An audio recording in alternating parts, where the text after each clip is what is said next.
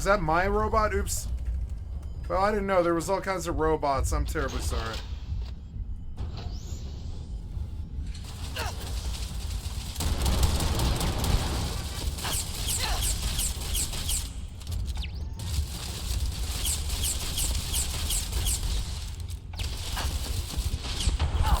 What was that? I shot that thing so many fucking times. Got no damage at all. No damage at all, you glitch piece of shit software developer. Fuck was that? Oh god.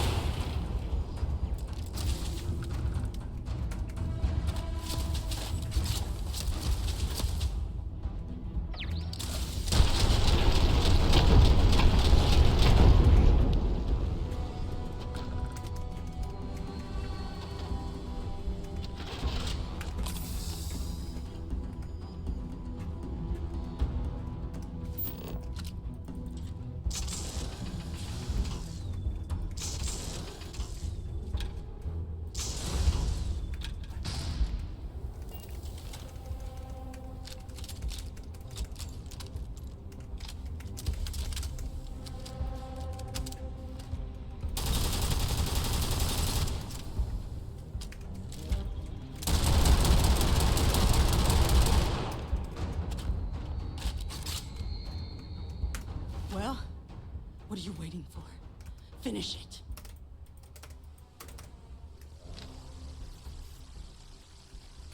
Much better. This game memory leaks. I had no idea how bad. Until I, like, reset. The water's so annoying. This is one of the reasons I didn't like Nightingale as much as I should have. Way too much water.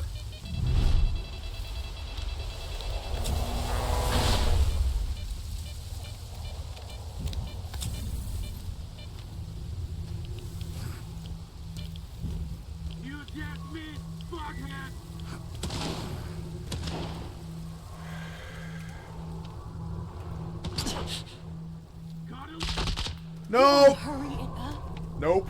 Sorry. Boom. Oh, what was this? Thank God you didn't kill me. At least I caught the ladder.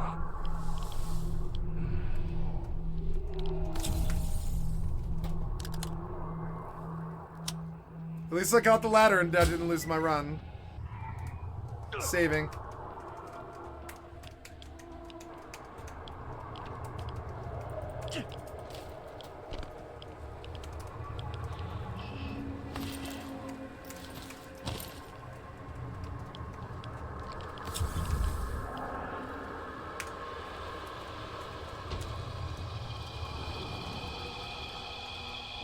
Time's one thing I don't have a lot of.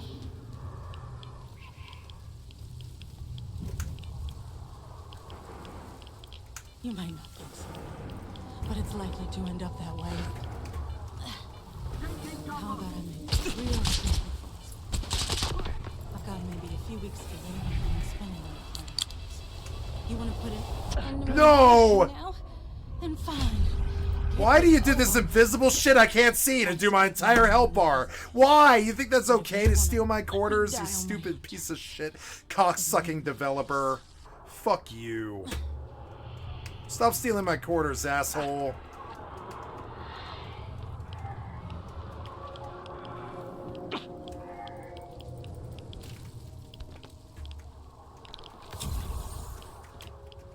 Invisible shit, it's not okay. It's really not. Just like, invisible shit, you know? It's like, come on, man.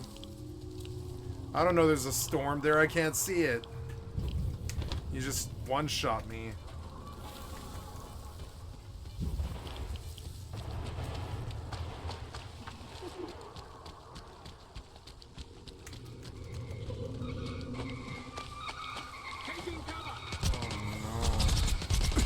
Whoa. Lots and lots of fire. Come on, man. Come on, man. Well, how about a test? Go. Rangers are known to be handy with a gun. Let's go, let's go. But here's a problem you have to solve to crack the lanes. Idiot. I've encrypted this slate. If you can crack it, you'll learn something useful. Now get out of here and leave me in peace. I can't see these guys at all, but they can hit me perfect aimbot.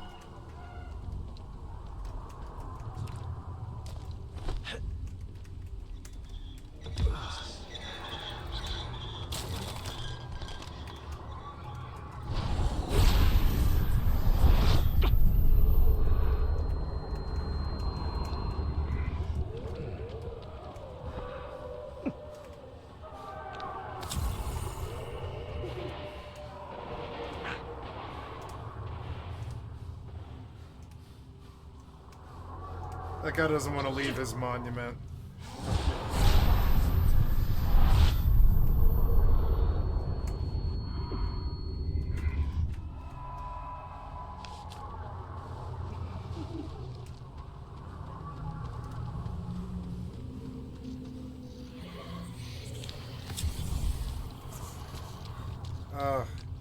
That's not what I wanted.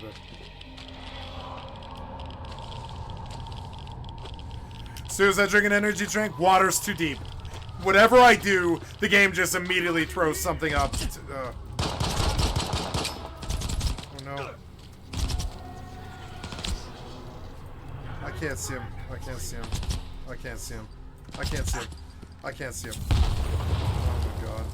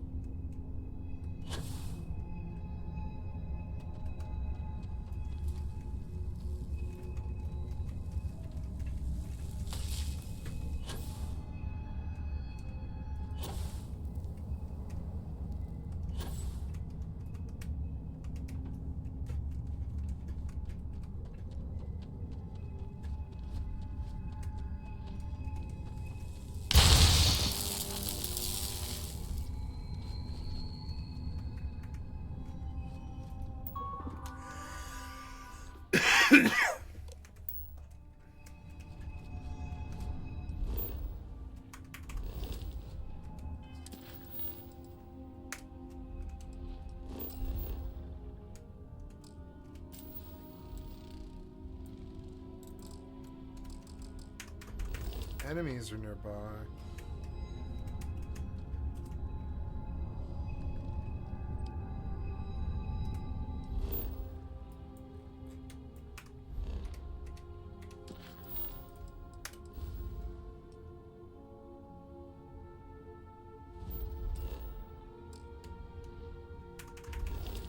Oh, I have to leave. Damn it.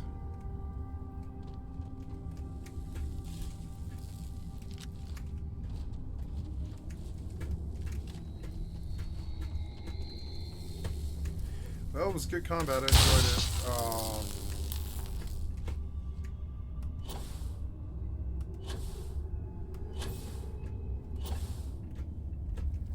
How do I get out of here fast?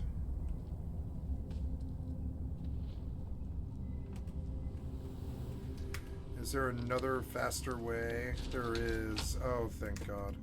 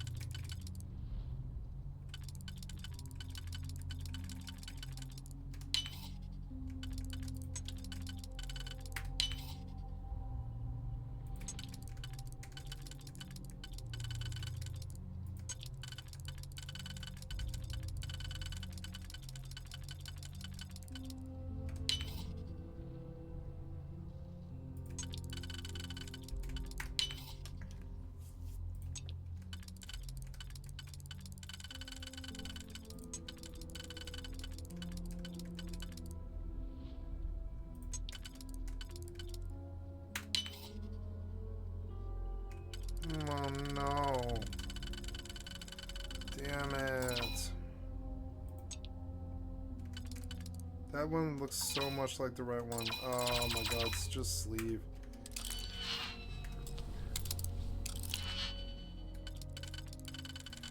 Ugh.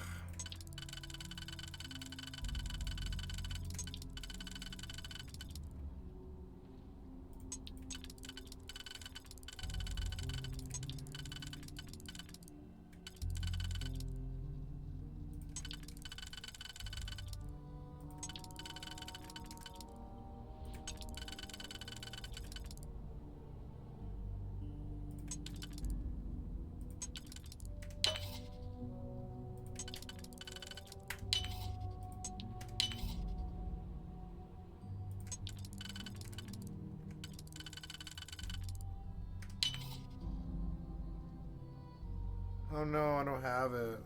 Oh no, I don't have it. I hate these locks. They get so dumb.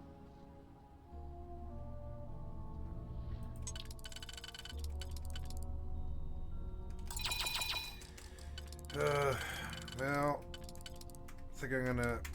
That's fine. I will try one more time. What's in there? I don't think there's even anything in here. It's like 2 crappy guns and some ammo. Oh no, there is like a box, I guess. We'll try again. There, this looks a little bit easier to do.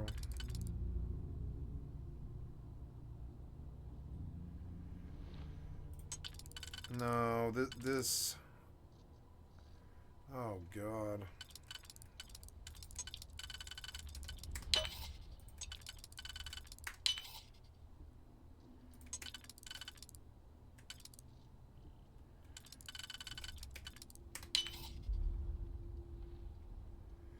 Yeah, but I don't have anything that's small. And there's where I lose it.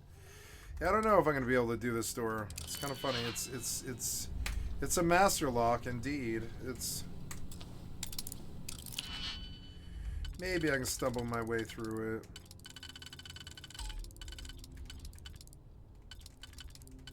I don't know. There's one of them, I think.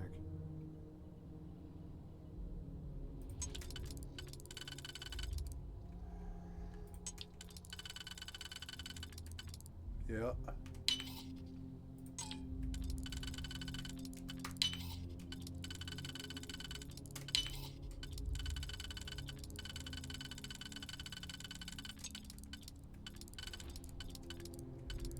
This wasn't it.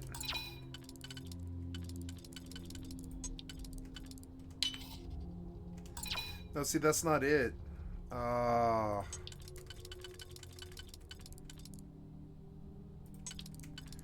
That might could actually work, but I don't know. I don't think so. No. Oh, that one's close. No, I don't think I have this one either. This takes so much time for when it like screws you. It's so annoying. Oh, I don't know. I'm gonna exit and try one last time. Fucking annoying.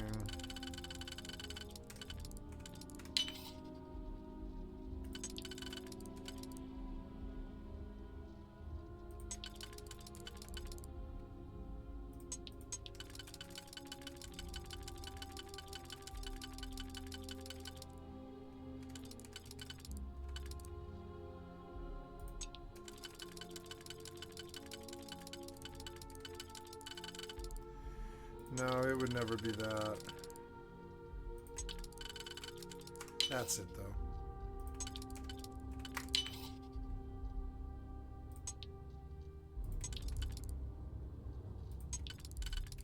Close, but no cigar.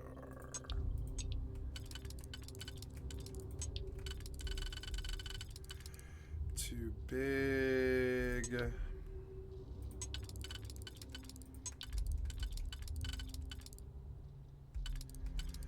I do have 3 singles. I suppose we could try 3 singles and see if it works. I fucking doubt it. But maybe.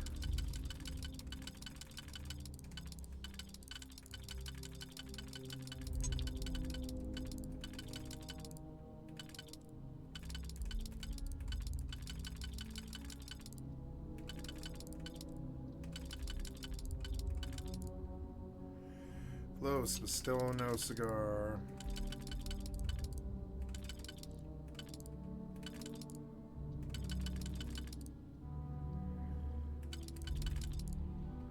Oh, that works. And then, but I don't know. I don't think I have this still. That works, but I don't have a single. Oh, there we go. Got it finally.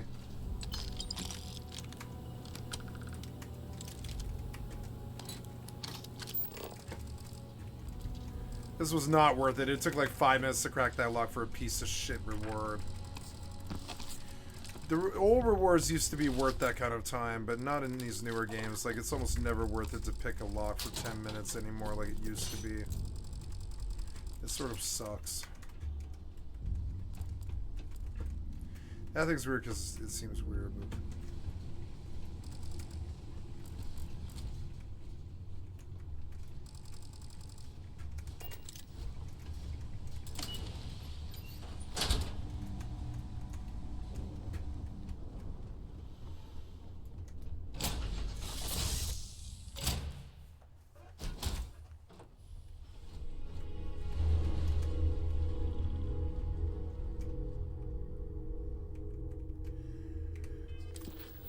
Oh, you logged me out? Was it bad that you did that? No. I hope I saved. Oh, no. I mean, I think I did. I saved after I got the item, yeah. It's such a long rigmarole for you to log me back in. It's more unwise for you as a company to log me out than it is to make you do your login over and over and over and over and over again.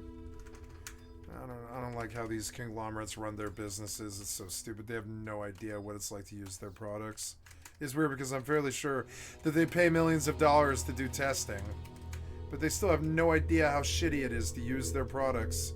It's fucking weird. Yeah, I guess I've got to go back now, huh? Well, yeah. Or no, I probably have some fire crystal stockpile maybe, actually.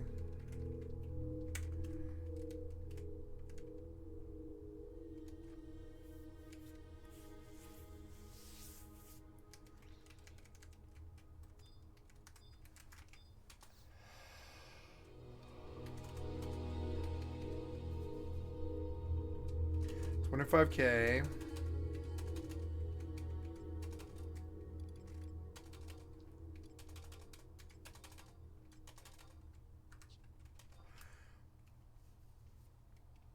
$23K.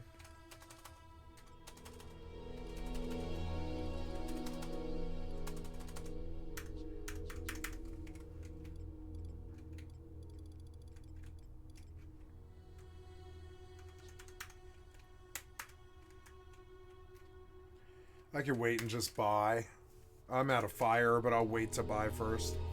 And then I'll warp.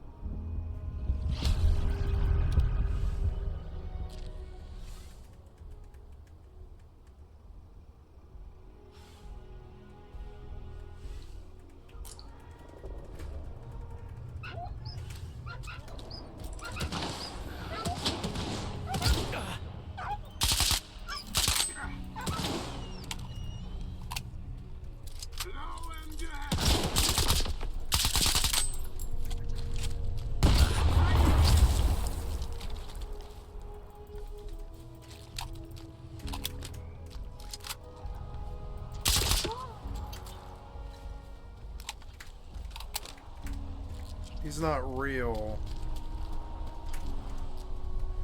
Fucking so annoying.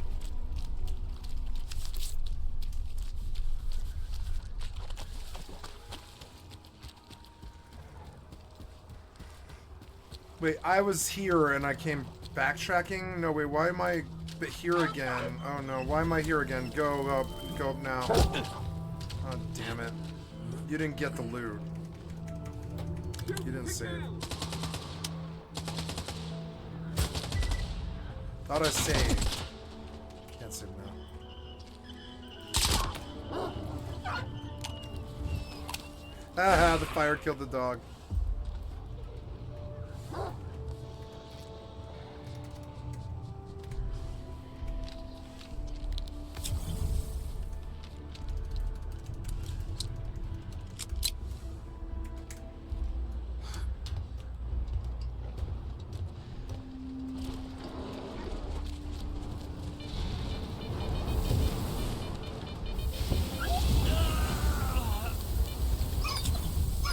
Fuck, I keep pounding medkits like I don't have any.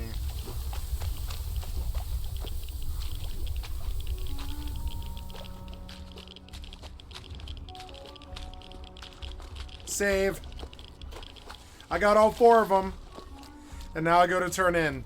This quest sucked. This was like a poison-filled swamp, you know. It was like playing Elden Ring or something. It sucked. Or not Elden Ring, but Dark Souls. Reminded me a lot of going into Blighttown in Dark Souls, actually.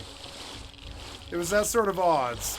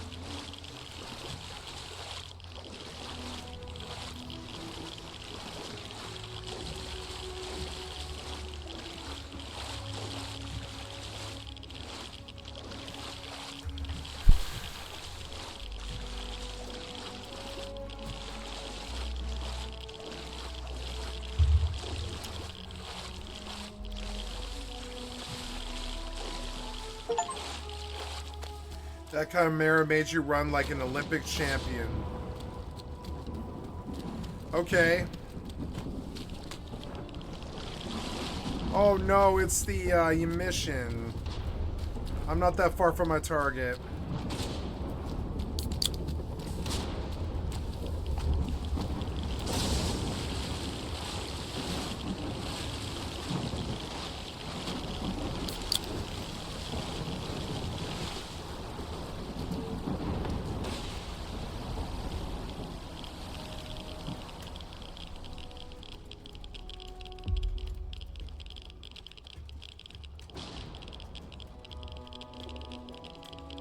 faster than what? Oh, yeah. Wait. Find a suit with high degree of psi protection.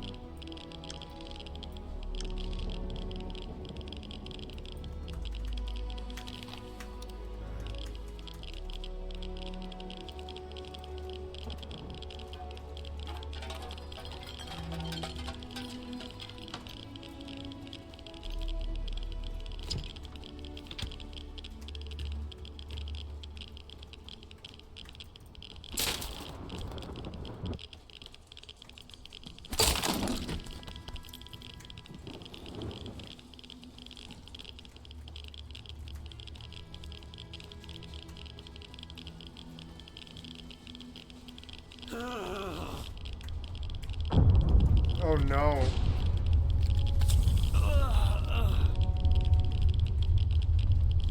Oh no. Oh.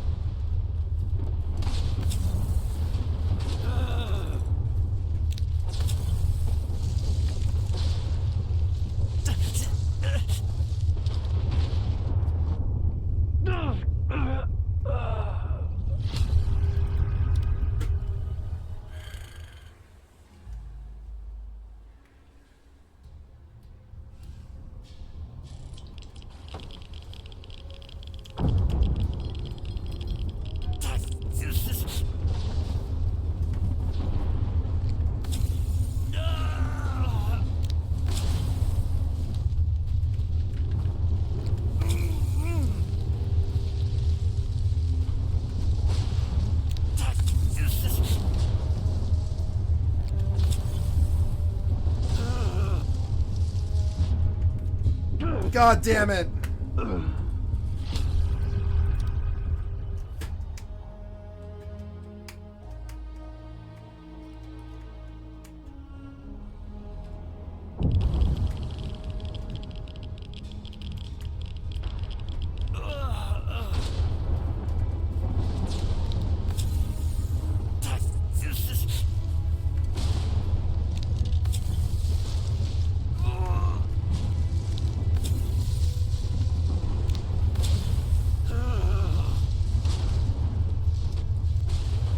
Why did you stop? You always stop. It's so annoying. Why can't you stick a needle in your chest while you're running, you fucking piece of shit brain dead developer? We've never understood that about you. You do basic things like stabbing yourself in the chest while you're running. You can't do it because idiot developerville. Fucking why? Please get around that. Please move.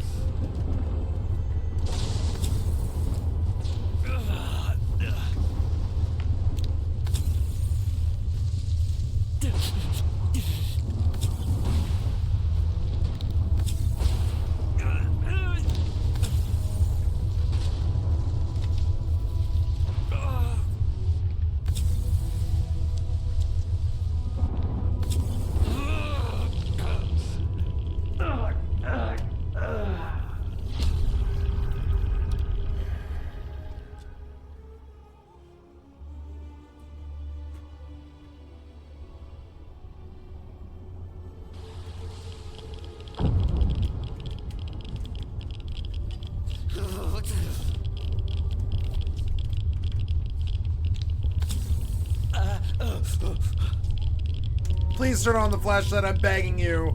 God damn it, you and your fucking flashlight!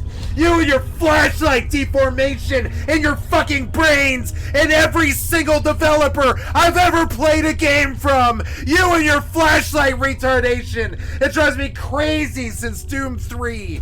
Jesus fucking Christ, you're so bad with flashlights. Can't you get a clue about not turning off the flashlight? Please don't turn off the flashlight in any more of your fucking games. We've been yelling at you about it for 27 years, you worthless piece of shit developers.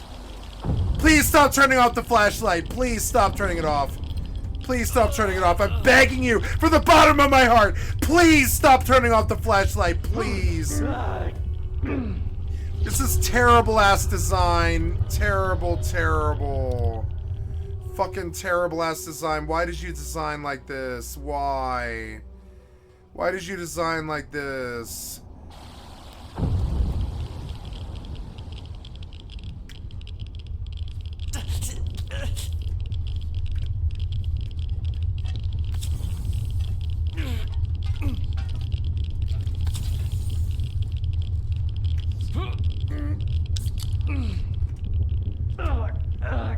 Might have lost my save. Nice. Might have lost 40 hours to some fucking storm. I've been so scared of this. Oh no. What do I do?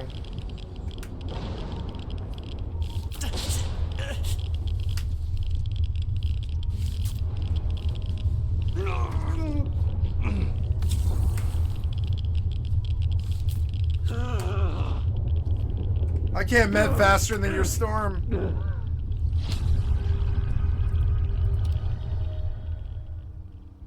I'd rather just repeat the last hour than lose the whole save, I guess. We'll go back. Nope. For fuck's sake, developer. Can't you get a fucking clue about your own product? Jesus Christ, man. You're so goddamn dumb. Sometimes I want to smack you motherfuckers so much. I want to smack you in your inconsiderate piece of shit faces. I swear to God.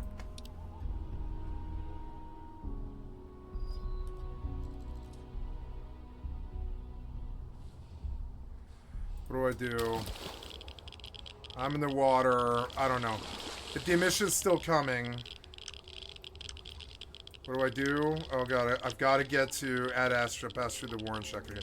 So maybe I can get where I'm going before the storm. Please get me up. Please get me up.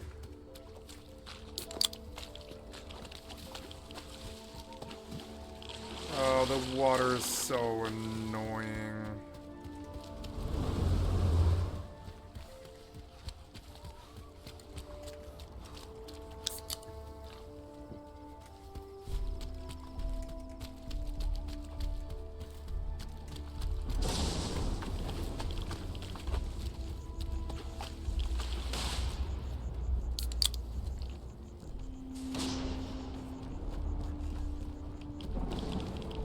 Please stop turning off the flashlight. Been begging you for 27 years. Please stop turning off the fucking flashlight.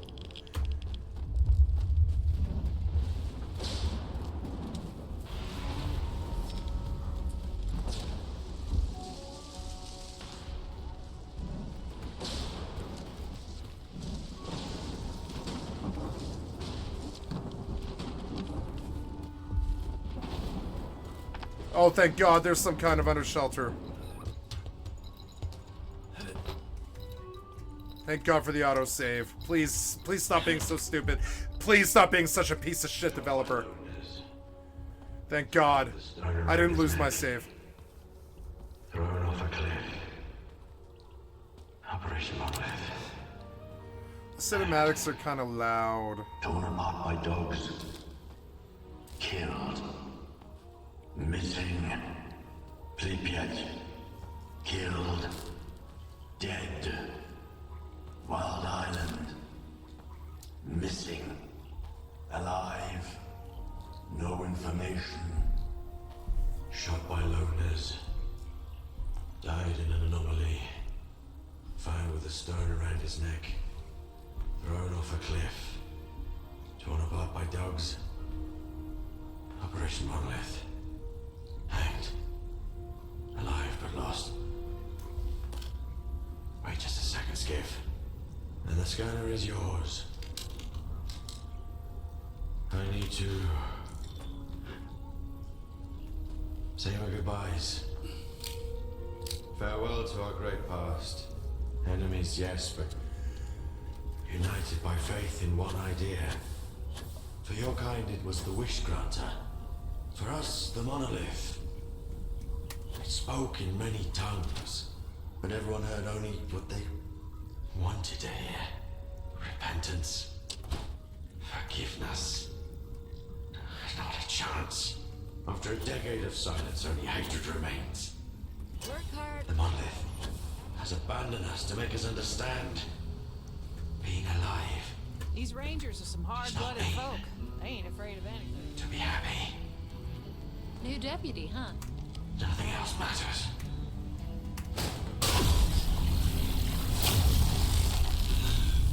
Hey there, deputy. Way I hear it, you've been keeping busy jumping from one side of the Freestar Collective to the other. How do you like the job? Have fun out there.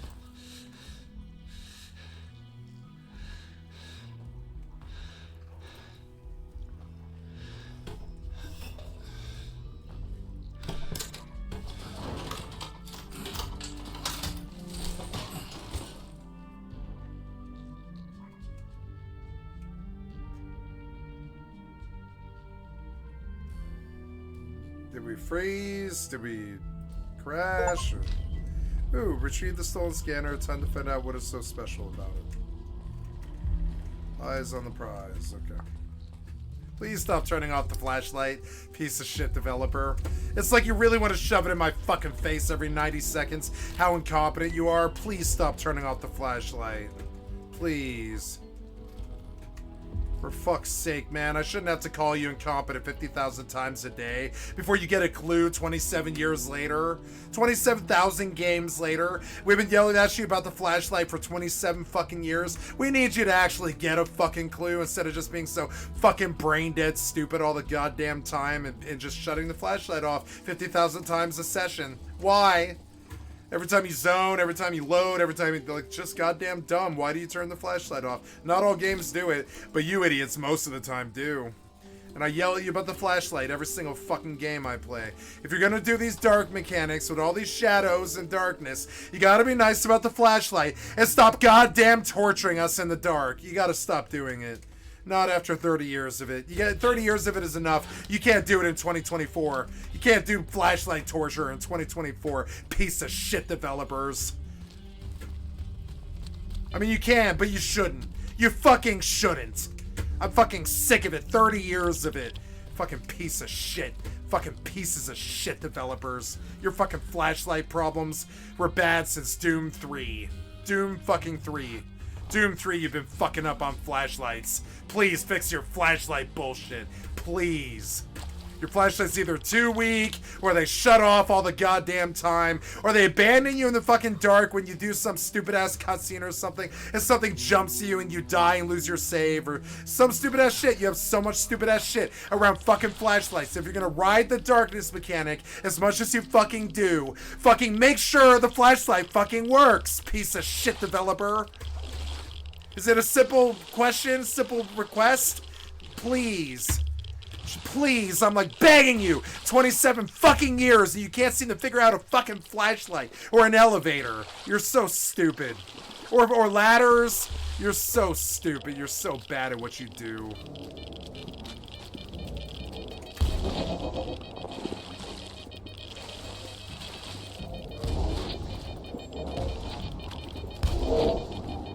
Please, please, please move! It's 1 inch of water! Please move! For fuck's sake, man.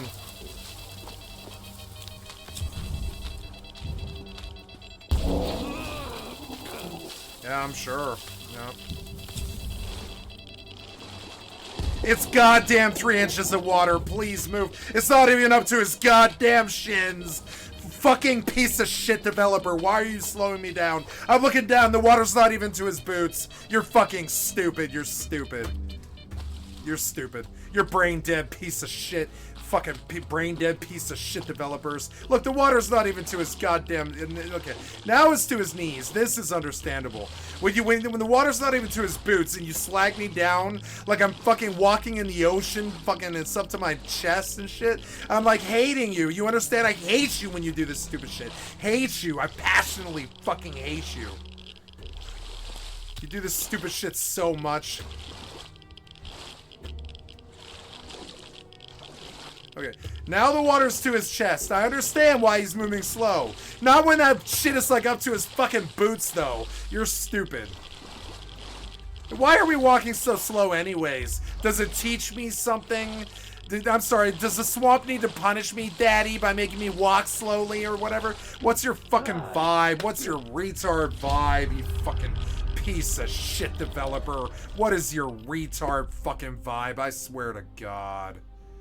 For fuck's sake, watching you fucking impede my movement and fucking suck my dick with fucking insta-kills because of poison that I can't see coming?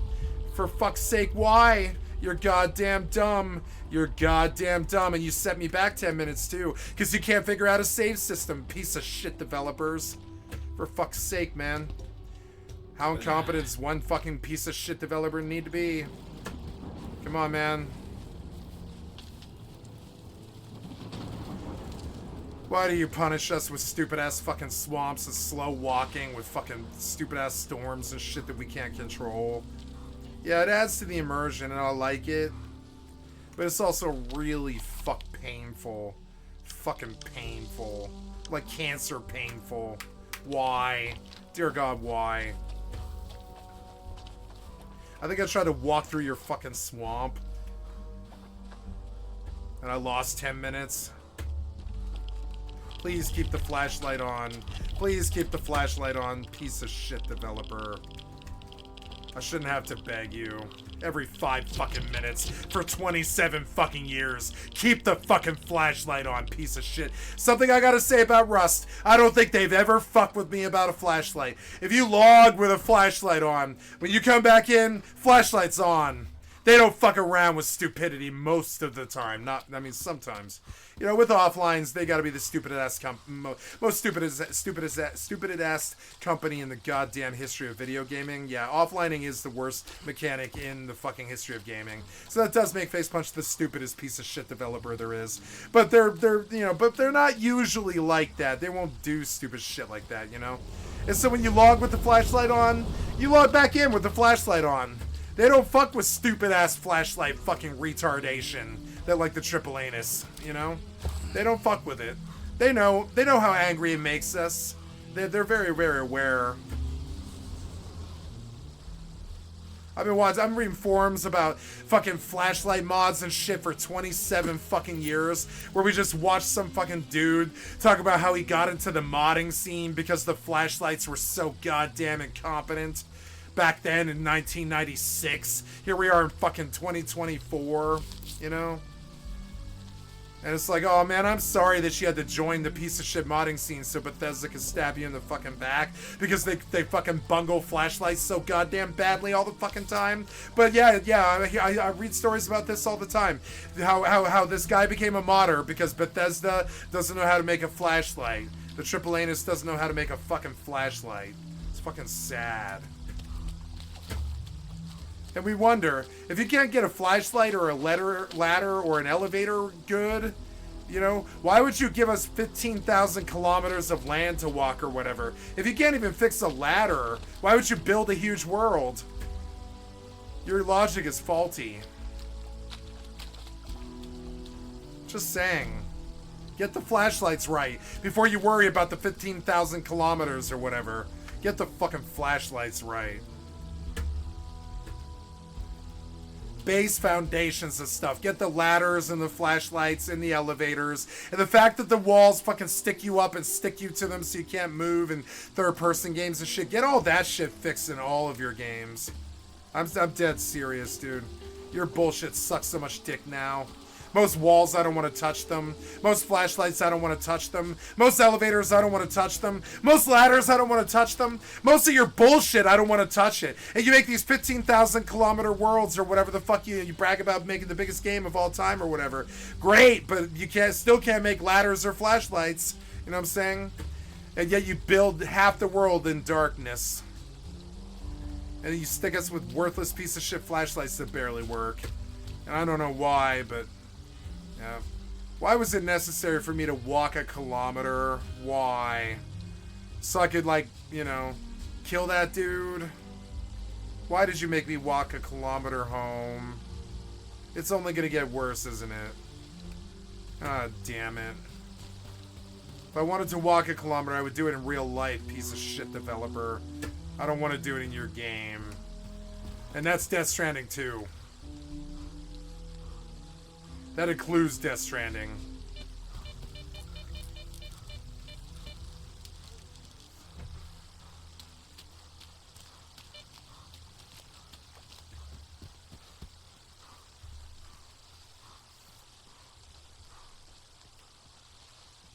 Oh good, we're halfway after 20 minutes or whatever. And a lost save and idiot developer with poison instant killing me and rads or whatever dumb shit. Now I can't move even though the water's only to his fucking shins. So fucking stupid. You can just see where the design goes bad right in front of your fucking face, live and in real time. Design starts to sink by the fucking step. Each step I take, the design gets worse and worse. See it? As it gets slower and dumber and fucking shittier. Each step I take, their design literally starts to slide down the fucking shit tubes right in front of your face. Come on, man. Let me walk, worthless piece of shit developer. Let me walk. Come on, man. Your torture. Fuck your stupid torture.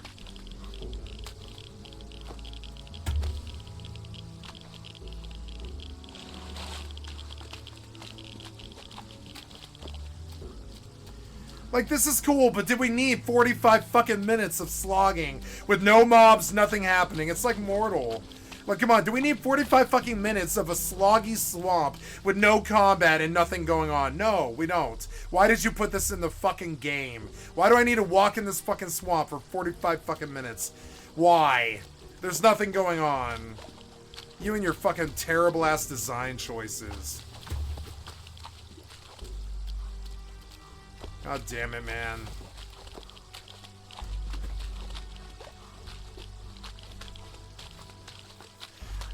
You know, as much as I love Mortal, I think Hemrick had a terrible, terrible effect on these piece of shit software developers. I think he infected their brain with slow walk. I think he infected their brain with endless world that has no features and nothing, just slog for a really long time. I swear to God, Mortal infected a bunch of these fucking piece of shit developers' brains. And they thought they should just Mortal up the fucking industry. Nope. Mortal is its own special fucking thing. You shouldn't have brought Mortal mechanics to this game. Slogging forever in a featureless ass world where nothing happens. That's Mortal. Walking as slow as any fucking video game developer character has ever walked before. See it? I could walk something like 5 times this speed in real life or something like that. It's like, come on, man. I come to video games to have fun, not to walk slow. Let's go. Walk slow equals nothing. It doesn't equal difficulty. It doesn't equal like some fucking like burden or barrier that we're surpassing. It's just you being a piece of shit crumb bum developer time sinking us. And I hate you. I hate you when you do this stupid shit. Come on, man. It's been a fucking 45-minute slog or something. Let's go. Get me to the town. Ugh. Fucking walking sim. How long did this quest take? Was it 4.5 fucking hours? That's like a fucking WoW raid or something. For what? So I could go touch 4 fucking beacons? If you're heading to Circa, stop by the ranger station. I'm still not there yet. I'm still only 3/4 of the way. We have news. It's very important.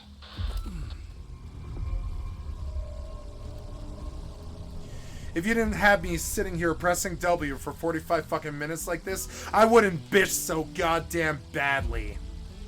But I mean, it is. You got me sitting here for 45 fucking minutes, staring at the fucking screen while the same land rolls for 45 fucking minutes, and I'm just like getting more and more pissed off at you. I've conquered the anger, believe it or not. You can tell by how there's no anger in my voice. I've conquered this anger, but I haven't conquered the frustration.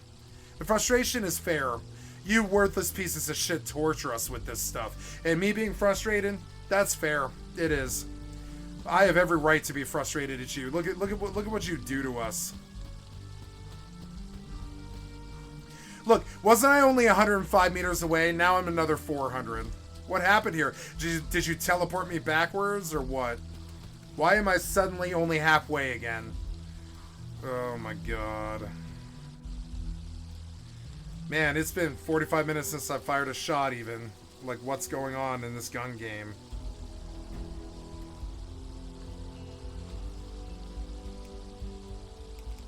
These developers are so self-unaware. It's crazy.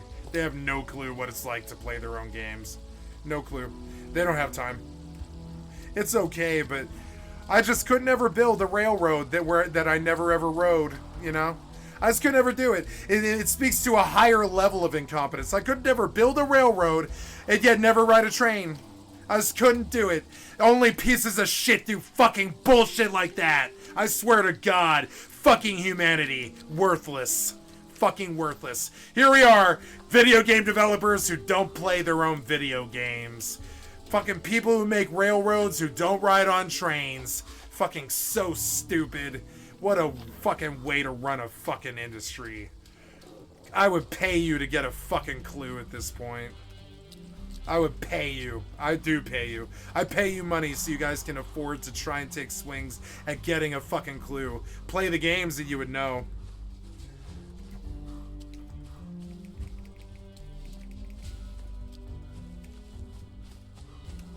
I see a loner. He's got some kind of weird device on his back. It's a bomb. That loner's a little on the weird side himself. Come on in, Skiff. We've been waiting for you. Yeah, I've been walking for 2 kilometers, well more than that, like 4 kilometers or something. They don't seem to have bicycles in this world or some kind of transportation or APCs or anything. They just walk for 5 kilometers every time they want to go kill 17 dudes or whatever. Seems like pretty good way to run things, you know? Just slog through that swamp until you die. Where do I go? Oh, okay. Wait, that... Okay. I forgot where this place even was. Yeah, or like... Okay. Please shut the door. Oh my god, you're bad. I don't know. I'm here. It's safe. I don't want to play any more of this game. Goodbye. It got toxic and I'm leaving. I'm terribly sorry. Okay, let's go do something more fun than piece of shit toxic games. I'm gonna watch a video and eat dinner. Like, you were fun, but the other game slogged me for fucking 2 kilometers or whatever. It really kind of really fucking poisoned the entire night's well for me, sort of. Why did you make me walk 4 kilometers? I mean, why? Do you think that equals something in video game sense of accomplishment or something like that? Why did you make me walk 4 kilometers? You even measured it for me so you could show me how shitty it was. Oh my god. Get a clue. Piece of shit developer. Recently, Arcane founder Raphael... Okay, I'm gonna go make a sandwich wrap and I'm gonna get in a better mood. I'm gonna play some Overwatch and some Fortnite. Sometimes the developers abuse us and we get frustrated, guys, but don't let it get to you.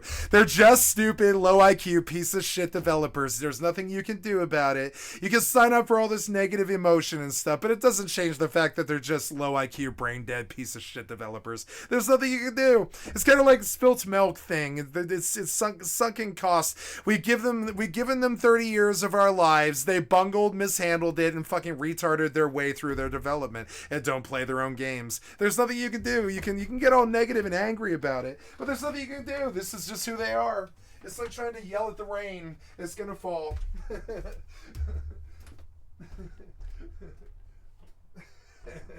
There's nothing you can do. They still can't figure out flashlights and elevators and ladders and stuff, but they want to build these 5,000 kilometer worlds. We don't know why. So there's no reason to get sad or mad about it. You know, no big sad, big mad. Over what? Idiot developers? Nah, there's no reason.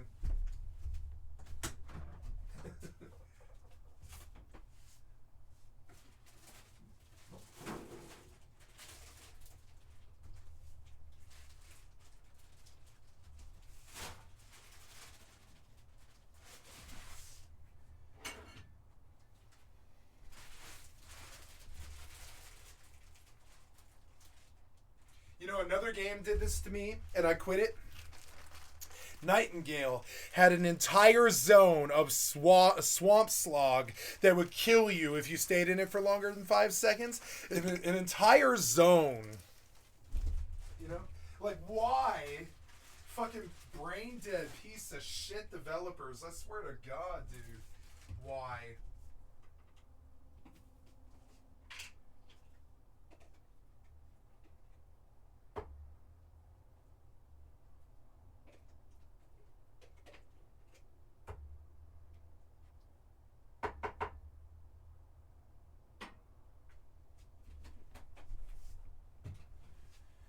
Alright, let's get some cheese. Some pepperoni, some pickle. Cheese. Ooh, this is going to be good. I'm starving. Okay.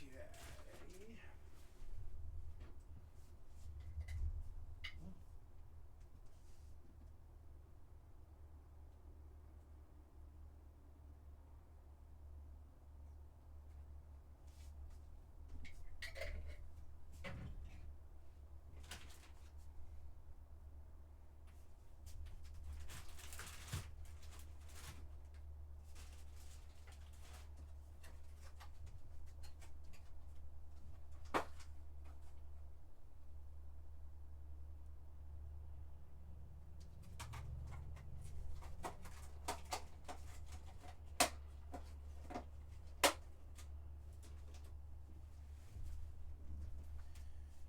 Good. Shut down a bit there. Get on in there. Folder on up. And roll. Oh yeah. Then, do I have something to drink? Yes, I do. And then, where's the popcorn? Is it here? Yes, it is. And, let's watch somebody else bitch about the developers. You think I do? I'm the only person on the internet who bitches about piece of shit developers. No, more and more every day. There's like an entire fucking community of like 10,000 fucking streamers who just bitch about what the developers fuck up that particular day. And Legacy Killa is one of them. I actually really like Legacy Killa. He actually points out every single time one of these fucking boneheaded retards fucking fuck up the industry. Like fucking geniuses at work fuck up the industry like more. Let's listen to what Bethesda's done lately. Colantonio, who was at the studio from 1999 to around 2017, discussed his decision to leave Bethesda Softworks following the launch of Prey in 2017. Perhaps one of the most underrated experiences of the last console generation. All I can tell you is that part of the reason why I left Bethesda was that they did not want to do the kind of games that we wanted to make. He likened their approach to studios like Larian and From Software. Those are people who have been doing over and over the thing that they know exactly how to do until it hits super hard. So to me, that's what Arcane had to do. Colantonio wanted to keep building on what Arcane has been known for, with games like Dishonored and Prey, but due to the disappointing sales, Bethesda's management, the executives in charge, decided that was not part of the strategy anymore. Bethesda at the time wanted more live service games, thus why we got Wolfenstein Youngblood, why we got Fallout 76, and ultimately why we got Redfall, a game that truly destroyed Arcane in many different ways. Former studio director and longtime lead developer at id Software, Tim Willits, has been serving as chief creative officer at Saber Interactive since 2019. And recently, See this game? Willits made some very... See this game? This is what the right wing wants to turn the world into. They're very clear about what it is. They want you in giant mech battle suits with giant chainsaws and giant guns and missiles and bombs and guns in this world made of metal, while they all have giant armies who fight each other in intergalactic battle. This is what the right wing wants the world to be.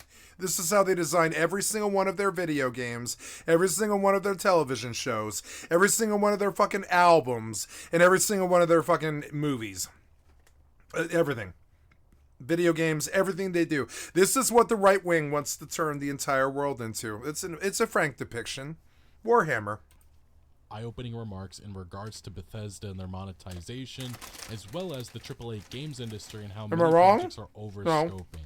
And today I want to discuss and break down a lot of this because Space Marine 2, Black Myth Wukong, Helldivers 2, Pal World, these are all kind all of right-wing smaller fantasies. experiences that kind of came out of the middle of nowhere and really took over the AAA games industry in 2024. They took a lot of attention, and I really do think that they proved that this industry can be a lot more than just Call of Duty, God of War, and Fortnite. A reputation, or seemingly actually a fight that Bethesda themselves was taking on about a decade or so ago, creating smaller but grand single-player adventures that we weren't really getting from the rest of this industry. But getting a little bit more specific, Tim Willits made this remark in the pre-release coverage of Space Marine 2, in which he talked about the monetization, but it has resurfaced thanks to this article coming from Fandom Wire, in which he talked about, "I worked at Bethesda, even the Emperor would bow down to the way Space Marine 2 boss trolled Todd Howard." So what does this article mean?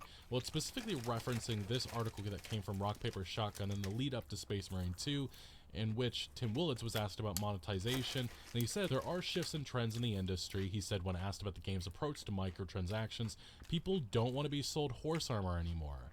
I can say that because I worked at Bethesda. Our fans never thought we ripped them off in World War Z. Focus are great. They kind of let us do what we want. And yeah, this is coming from somebody who worked alongside Todd Howard. And for what it's worth, Todd Howard, in regards to horse armor, and you remember that was a big debacle years ago. I believe it was Oblivion in which they released that. It was like $2.50 and it made a ton of money, and it really has brought on the microtransaction hellscape that we now live in. Todd Howard was asked about this in 2019, in which he just said, well, people will buy anything. That was the example with horse armor and everybody loved it, which is not my takeaway. I think it really has brought on this onslaught of pay-to-win nonsense that this industry has become so in love with. It's also, every single big game is nickel and diming consumers nowadays, and it's kind of frustrating. And it's also the mobile industry. They took the lessons that Todd Howard implemented all those years ago, and that is what mobile gaming is today, a microtransaction hellscape. But getting a little bit more specific with 2019 Todd Howard's remarks in regards to the horse armor, he said at the time, "Horse armor is not bad. I think horse armor is fine. The price point at the time was the issue. We felt it's probably worth this." Adding that someone we wouldn't name at Microsoft said at the time, "Well, that's less than we sell a Xbox 360 wallpaper theme for. A wallpaper is more than that. You should charge this. You can always lower it." We were like, okay, it's a price to value proposition. At the time, not do I want armor for my horse, and looking back now, it's quite cheap. Which, yeah, looking back now, but nowadays we also have, well, World of Warcraft's $90 amount is so popular, the in-game auction house is selling out of WoW tokens, which, again, this is just one example of it, but, you know, Diablo's also had their incidents of selling $70 amounts. Overwatch 2 notoriously has had some terrible monetization, and I do find that kind of funny, especially when you consider the fact that Overwatch 1 had a lot of controversy with its loot box system, and what replaced it was much, much worse. But then there's Ubisoft with Assassin's Creed, in which every single release they nickel and dime with all kinds of cosmetics and different items, along with XP boosters and all that. Pay for convenience, that's what they've called it, even Bethesda. Assassin's Creed fans hit out at Valhalla's extremely overpriced microtransactions. This is not okay, especially not for a game that costs 60 goddamn bucks.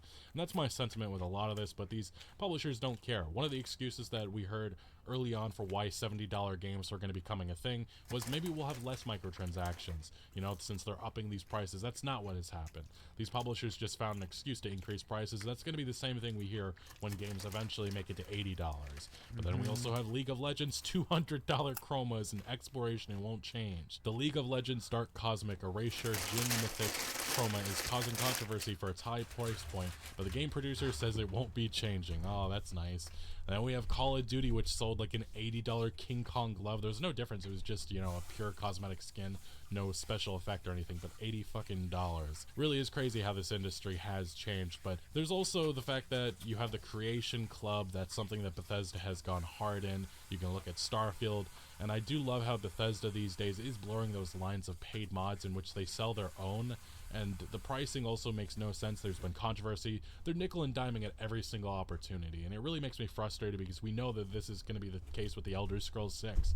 Bethesda's going to sell what should be DLC content as paid mods. And again, it's not just like little things. They're selling quests, they're selling weapons, they're selling all kinds of different things, outpost items. They're nickel and diming at every single opportunity. That's the case in Fallout 4 with their own creations. That's the case with Starfield with its creations, and the controversy that we talked over the summer about that.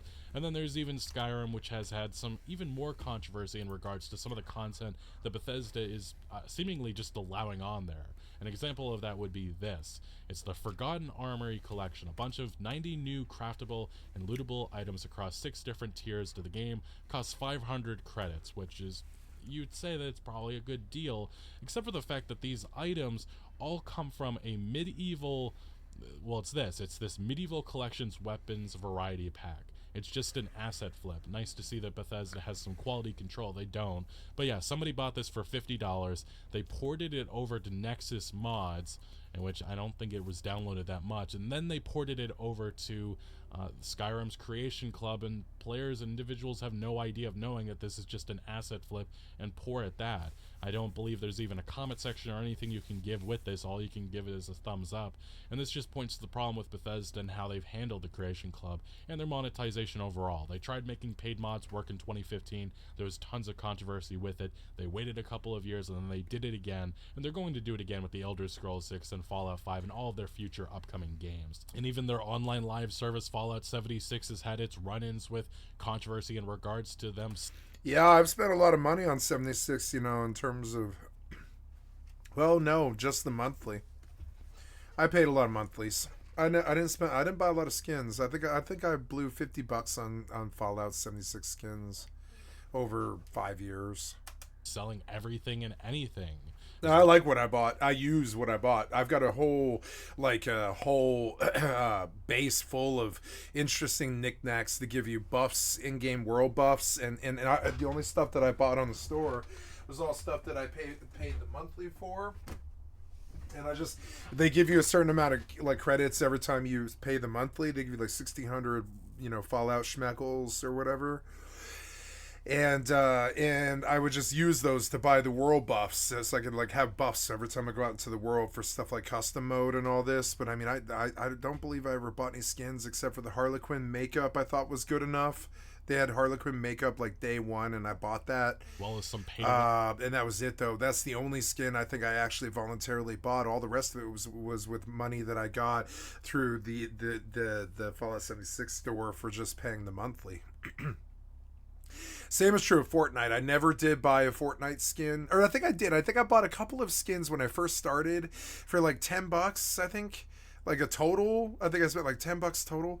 And then I did start paying for the monthly when Fortnite came out, and I was using that to buy skins. And I think that's not the worst system, But Fortnite is not worth a monthly. I mean, it was fun when I was playing it every night for like 9 hours, but Fortnite is not worth a monthly. Win items in between that. But as I said at the beginning, Tim Willett's remarks in regards to Bethesda and the AAA games industry goes much further, because in a recent interview with IGN, he talked about why big budget games are failing in part because teams are over-scoping their projects. Great games will always do well. Although, I think we do have an example that with Prince of Persia, that's not always the case. And there's been a couple of other examples. We opened this video mentioning the game, but 2017's Prey is probably the great... I want some strawberry shortcake. Oh, yeah. Strawberry shortcake. Right, that's me. Yeah, that's me. Some Nente strawberry shortcake. Greatest example of an underrated classic that just did not sell at all. Some of that, though, does have to do with how Bethesda really did a terrible job marketing that game. Hi-Fi Rush from Tango Gameworks under the Microsoft umbrella, also a great game that ultimately ended up having the studio being shut down because it didn't meet these sky-high sales expectations. A great game for kids. That obviously Microsoft executives had for it. Yes, even these smaller experiences need to make millions upon millions of dollars to warrant the time and resources that these development studios are working on it. Now, Willett's remarks specifically come about because of what Epic Games boss Tim Sweeney recently said about the AAA games industry, and he said that the games industry is going through what he calls a generational change that had led to some games failing to sell as well as their publishers had hoped. One of the manifestations of that change we're seeing right now is that a lot of games are released with high budgets and they're not. They missed the generations. Like, I would say that this game was released too early, probably 5 years too early, because it needed to be next gen. Selling nearly Not this game, but the one I'm playing. Stalker 2 came out too early. I think Elden Ring came out too early. They all shot at the end of this long generation, but they had next gen games that the hardware couldn't really support as well as expected, whereas other games are going. The frame rate's gotten strong. better now, We're but seeing that's a about real it. trend where players are gravitating towards the really big games where they can play with more of their friends, and that's just not true Yep. at all. You know, this is an argument pretty much saying that single player games are dying and people aren't interested in that. Bullshit. As this IGN article Bullshit. rightfully points out, games like Elden Ring, Game Science's Black Myth Wukong, then you can look to the other examples from the Star Wars Jedi games from EA, the Naughty Dog, Sony Santa Monica, Rockstar single player experiences. Those still rule supreme. Grand And they Theft still Auto. make millions Yep. upon millions of dollars in sales. The interest is definitely in there, and I think that what Sweeney is pretty much arguing is that, you know, the safe thing. So good. I'll be right back.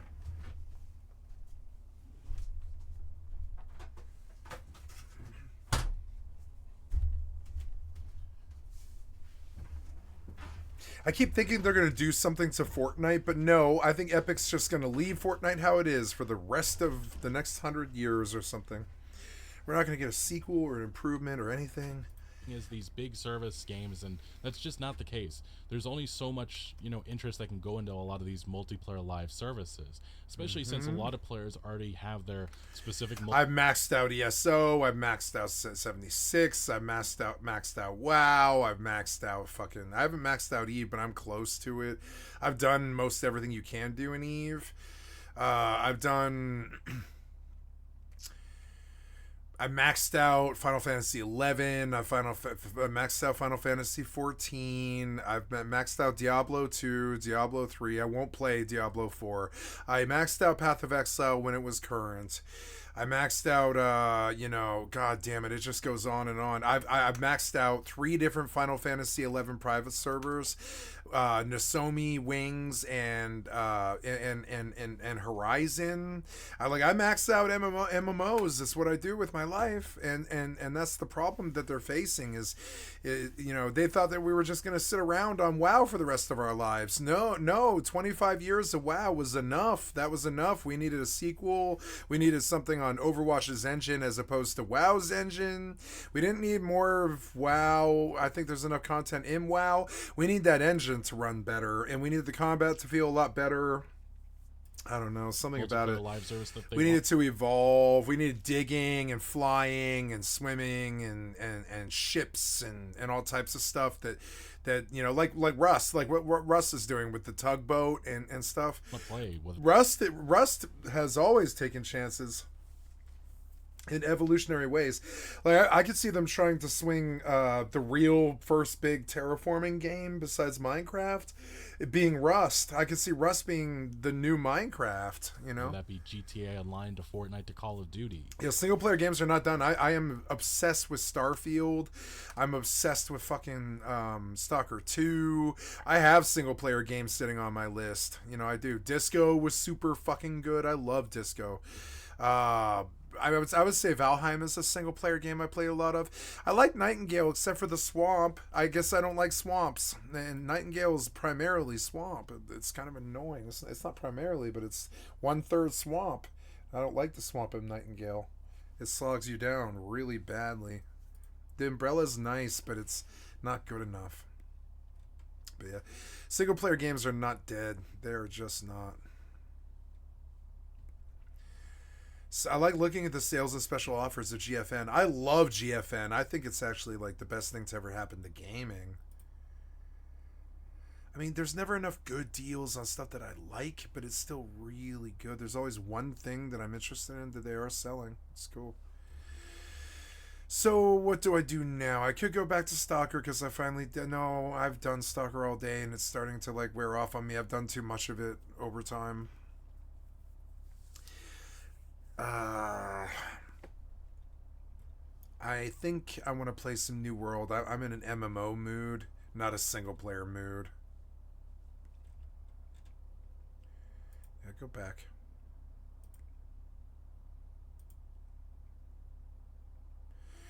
Could play Mortal, but it all takes too long.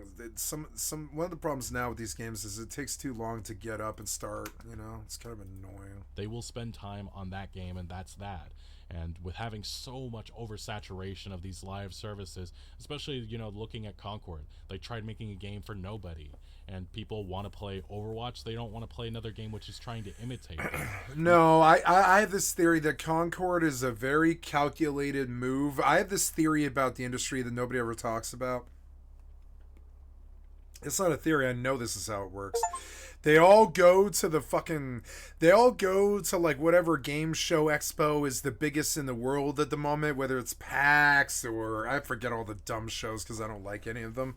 I really don't track them. I really don't care about those fucking gaming shows that they do. But they do this for a particular reason because they want the people to see what products their software companies are working on. Usually there's playable demos at the cons and stuff like this. And so what happens is the brilliant boys at the con, like the Blizz boys and the Epic boys and the, you know, the big software developer companies, they go to the cons and they schmooze and they wine and dine and they play the demos of the other companies that are coming, and they see that. You know, they see that Hemrick's got Immortal, and you know Roberts has a Star Citizen, and Ghostcrawler had a WoW, and there's all these there's all these showrunner guys and all this. Bobby Kotick is running, Kotick is running Blizzard, etc. Was anyways, and so they look at what the competition's doing, is what I'm getting at. And then they build a game. For 5 or 10 years they do this too. They don't think about maybe that they should change plans or course or anything like that. They drum up a producer. They get like 200 software developers together. They fire off like a ship to the new world, and they can't turn around. And I don't blame them. I mean, this is what it takes to make cantankerous, huge, fucking big AAA anus games, And so they fire off towards the new world in a big, expensive Columbus ship, and it scares the producers, and it scares the industry, and it scares everybody. Everybody sees that they're taking a chance with the big money and all this, and they're taking a swing. And at no point during this 5 to 10 to sometimes this game that I'm playing, Stalker 2, was 15 or 17 years, I think it was. 17 years go by while they just crunch, and they might not crunch for all 17 years, but there are all kinds of terrible things might happen to them, like production pulls, or writers pull, or voice actors pull, or somebody dies, or or competition steps with something faster or something like that, and they've got to go back to the drawing board because they don't have the big game on the market anymore. Like this happened to EverQuest 2. The biggest name MMO of all time was actually EverQuest 2. Because at the time, EverQuest was the only established MMO besides like Ultima Online and like Lineage and stuff. There was only a few of them. Maybe RuneScape, old school RuneScape and shit. Even a few older titles and stuff. But before WoW came, EverQuest was the one that had the name. So the problem with EverQuest 2 wasn't that it was a bad game. I mean, it was kind of a bad game, but it wasn't for its time, because it was much, much better than EverQuest 1, right? But the problem with EverQuest 2 is they launched 3 months after WoW did. And WoW changed the industry the way that Luke Skywalker in Star Wars changed the film industry. And so, and at no point did EverQuest 2 fuck up or make a bad game, or they kind of did mismanage, but they didn't. They couldn't have seen what was coming. Nobody knew. It was a complete pioneer industry. Nobody knew what was going to happen. And so back to the subject at hand about what these modern boys on these big AAA companies do today. They go to the con 2 to 5 years before they release the game. They see that Robert Space Industries is doing Star Citizen, so they build Starfield, right? And of course, by the time Starfield hits, Star Citizen still isn't good. and but they feel like they've got to compete with Star Citizen if they want to keep Bethesda alive, so they just run with Starfield. They don't care that their business was Elder Scrolls, or and you get all these fanboys like Killa HD being like, why did they run with Starfield when we knew that they were these Fallout and Elder Scrolls people? Why did they make this new IP when their other two IPs weren't solid in a platinum gold place right now? And the truth is, they go to the cons, they get jealous of somebody like Robert Space Industries because he's got like a mix of Rust and like Starfield, and, you know, and they're like, oh no, we can see the space games are going to be the big fucking thing, because they are, and they can see that we're thirsty for space games, as some of us are playing Star Control 2 still or whatever, and some of us are still playing like old Wing Commander games, and some of us do flight stick games like Microsoft Sim and all this, or Microsoft Flight Sim and all this. And they see that there's interest in flight sims, and that there's interest in space games, and that there's interest in procedurally generated worlds, like, you know, planets and stuff. And they see how well Outer Wilds did, and they saw how well Outer Worlds did, and they saw how Star Citizen can charge $700 million and not even fucking supply a game. And they make Starfield. And the problem is, Starfield was too early. It needed to be on the next gen. But they need to run if they're going to compete with what they think is going to happen. And this is the problem. They're shadow boxers. Like that fucking song by... they're like that song Shadow Boxer by Fiona Apple. Like they're shadow boxers. They see some shadow 5 or 7 years before they're ready to launch, and they build their title based off of what they think the competition's going to be in 5 or 6 years. I have some sympathy for this, because this is how all art in a competitive industry is. This is why we don't like that Hollywood is so competitive and video games are so competitive. We don't really like that, because it's actually art form stuff. Hollywood is an art form. Video games are an art form. We actually don't really want conglomerate fucking cocksuckers like Bobby Cockdick fucking up this industry, because they are artists at the end of the day. They're artists. They can't sell their product in this massive, crazy billion-dollar frenzy. I mean, they can. But remember, they're artists. They still have to make the art good. They can't just phone in this 4-kilometer swamp slog and call it gameplay. You know, they can't actually do that. They can't build a game off walking sim like Death Stranding. They can't actually get away like with doing stuff like this. Now, we give them a lot of hype, and we look past their problems, and we love them and all this. But they're shadowboxing constantly with some shadow from 5 years ago that they saw at some con. The last time their opponent was willing to let them see what the competition was going to be, it was like 5 years ago, right? And so, like, yeah, some of the live service games, they live out loud, like Star Citizen. I mean, they do. Star Citizen lives out loud. So does like Bethesda. So does Blizzard. They don't have any secrets, really. Every time they want to do something, they have to tell their community like a year ahead that they're going to do something. So we know Dragonflight's coming like a year and a half before Dragonflight hits. You know, we don't know why they do this. Like, I would prefer the mystery, but well, we do know why they do this. It's because we data mine it. And so to get ahead of the data miners, which is us, that's us, we fucked up. They're like if you want to know what's really wrong with the goddamn video game industry, it is data mining. It's actually really the core of it. When we make it so there's no PAFO and no discovery and no play and find out, or no like go and figure it out or get good. If there's none of that, then you don't really have a title. You don't really have any like a real video game. And so they shadow box with what they think Star Citizen's gonna be in 2024, and they fire off towards Starfield land in 2017 or something like that, and they're like, oh my god, we can see if we don't counter Star Citizen somehow, they're gonna dominate the industry without ever releasing a game. And they see that how much money Star Citizen makes, and and how hard they have to work to make $1 billion as compared to how little Star Citizen has to work to make $1 billion.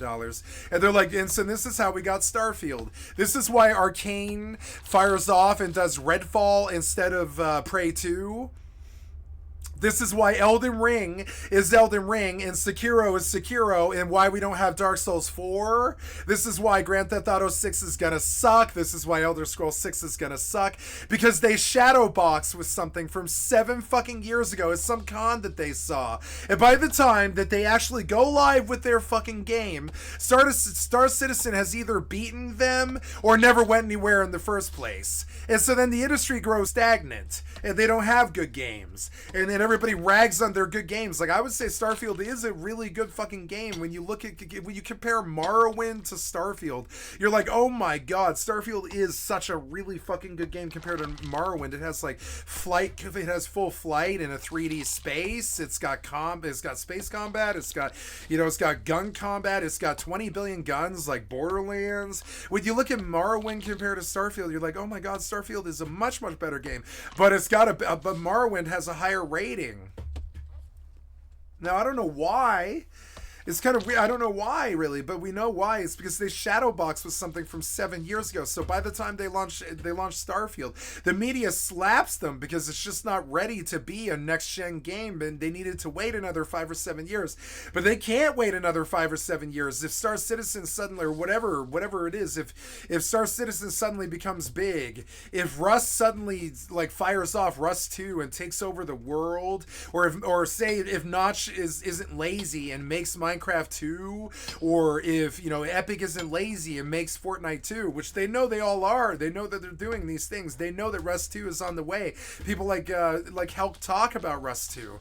That they know that these things are on the way. They know that Hemrick is working on Mortal Exodus. They know that CCP is working on 5 or 6 different games right now. There's Eve Survival, Eve Frontiers, Eve Vanguard, Eve cell phone game Echoes, Eve Online, Eve Vanguard, I think I already said, and there's probably one they're not talking about, and they're stepping to the Bitcoin thing with Eve Frontier, and so is a bunch of other companies like this one here on GFN.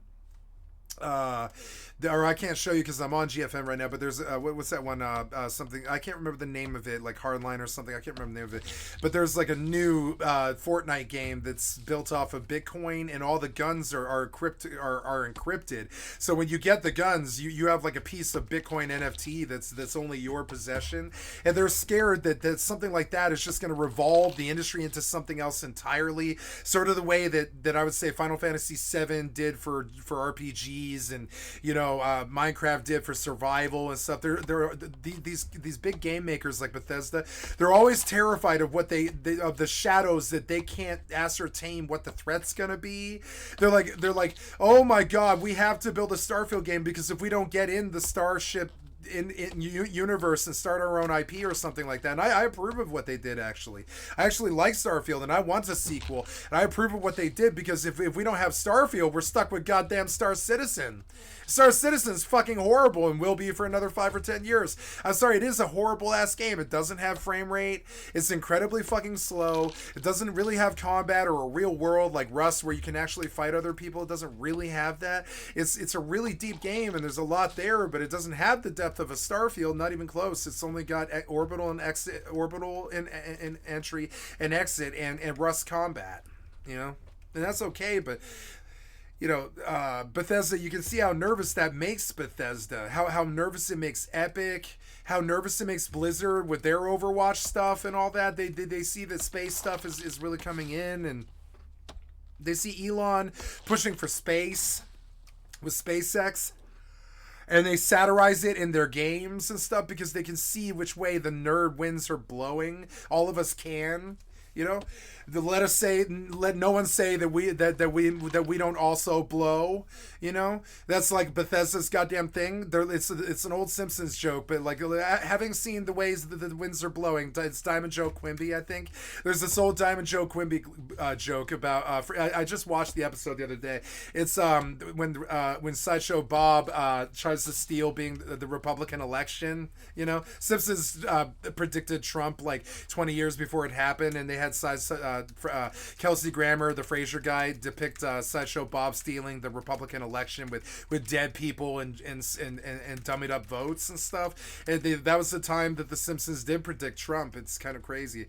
And so I watched the episode recently because I was like, didn't The Simpsons predict Trump like 20 years ago? And yes, they absolutely did. They actually pretty much called what he did too. It was insane. They even like called it in the television show itself like 20 years before he did it. They might have actually wrote his plan for him. They might have actually. But so where I'm going with this is just kind of funny. There's this old Diamond Joe Quimby joke, the bad illiterate pot smoking mayor, right? The liberal illiteral pot smoking mayor. He makes this joke. He's like, well, having seen which way the winds are blowing, let no one say that I don't also blow. And that is like the joke that I think of when I think of these modern video game companies trying to get on board with stuff like Starfield or Mortal Exodus or Vanguard or whatever. It's that thing. They see what their competition is doing 5 years before their competition launch. They themselves build a game to respond to it, but they can't get there in 5 years because they don't know what it is. Right? They don't know what it is yet. They didn't know how big space was going to be until Star Citizen earned $750 million without even supplying a game. And they didn't know how big space was going to be, so they had to start Starfield. They pretty much had to. They all do, kind of. Mortal Exodus, even Mortal's doing it. They're all getting on board the space engine thing because they can see how much money is to be made. They saw how bad the launch of Starfield was, but they still saw how much money they made. I mean, Starfield was a success for them. They made money off Starfield. They definitely did. And like, so it is kind of funny. And so I think about this all the time. It's like they shadow boxed their opponents from 7 years ago. By the time that the actual fight starts, their opponent might not even be making that same game anymore. Their opponent might not have actually made a game even, like Star Citizen. Their opponent might not, like whatever shadow box that they were fighting back from PAX 2017, the last time that they had to decide what they were going to do with their next big license and stuff. They see the 76 tanks and they're like, oh no, maybe these ESO 76 type MMOs aren't so popular anymore.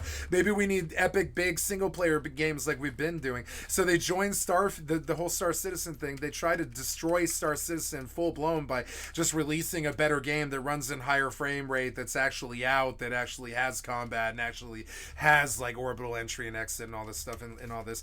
And they try to compete. Ubisoft tries to make Ubisoft sees that Ubisoft thinks that it's not spaceships, right? Ubisoft thought it was actually being a space captain. And so they made what's it called, the quadruple anus game, Skull and Bones, right? Ubisoft wasn't actually that far off. Ubisoft sees CCP and they see how well CCP did with just making people space captains, and not just them, but Elite Dangerous and all the 4X games and games like X4 and all this other stuff, right? And they see that how well these people are doing, and they're like, oh my god, I've got to get on board and I've got to make a game like this myself too, or we're gonna miss the revolution. By the time they build their game, either the genre or the fad has changed, and New World is proof of this too. Like New World was like, okay, we're gonna give you a new world to go to after WoW dies, where you're gonna have cool just Souls-like combat with cool old school RuneScape farming. And there'll be cool public raiding like WoW did, but it won't make you wait with the same shitty 40 people for 5 hours like twice a week or whatever. You just show up to a public raid with 3,000 other people and you stomp some boss and open chests. That's it. Then this was sound up until like 2022, about the year when they released New World. It was sound. The strategy was sound. It was sound. Even Asmongold backed it. Everybody backed it. Everybody was like, oh yeah, it's sound, sure. Build a new world. Take us away from WoW. WoW sucks. We've been there for 23 years. Give us something else to do. And I love New World, but no, it turned out that like as soon as they realized that they released pretty much the year that they weren't going to be successful, this happened to Bethesda with Fallout 76. The year that 76 went live, Bethesda realized they couldn't be successful with 76. The year the New World went live, AGS understood that they couldn't be successful with New World. The year that all this stuff goes live, the year that Starfield went live, Bethesda understood that they couldn't be competitive with anybody really. And it's sort of weird. And so by the time they go to market, it takes so long for them to make their product. And I'm sympathetic to them about this.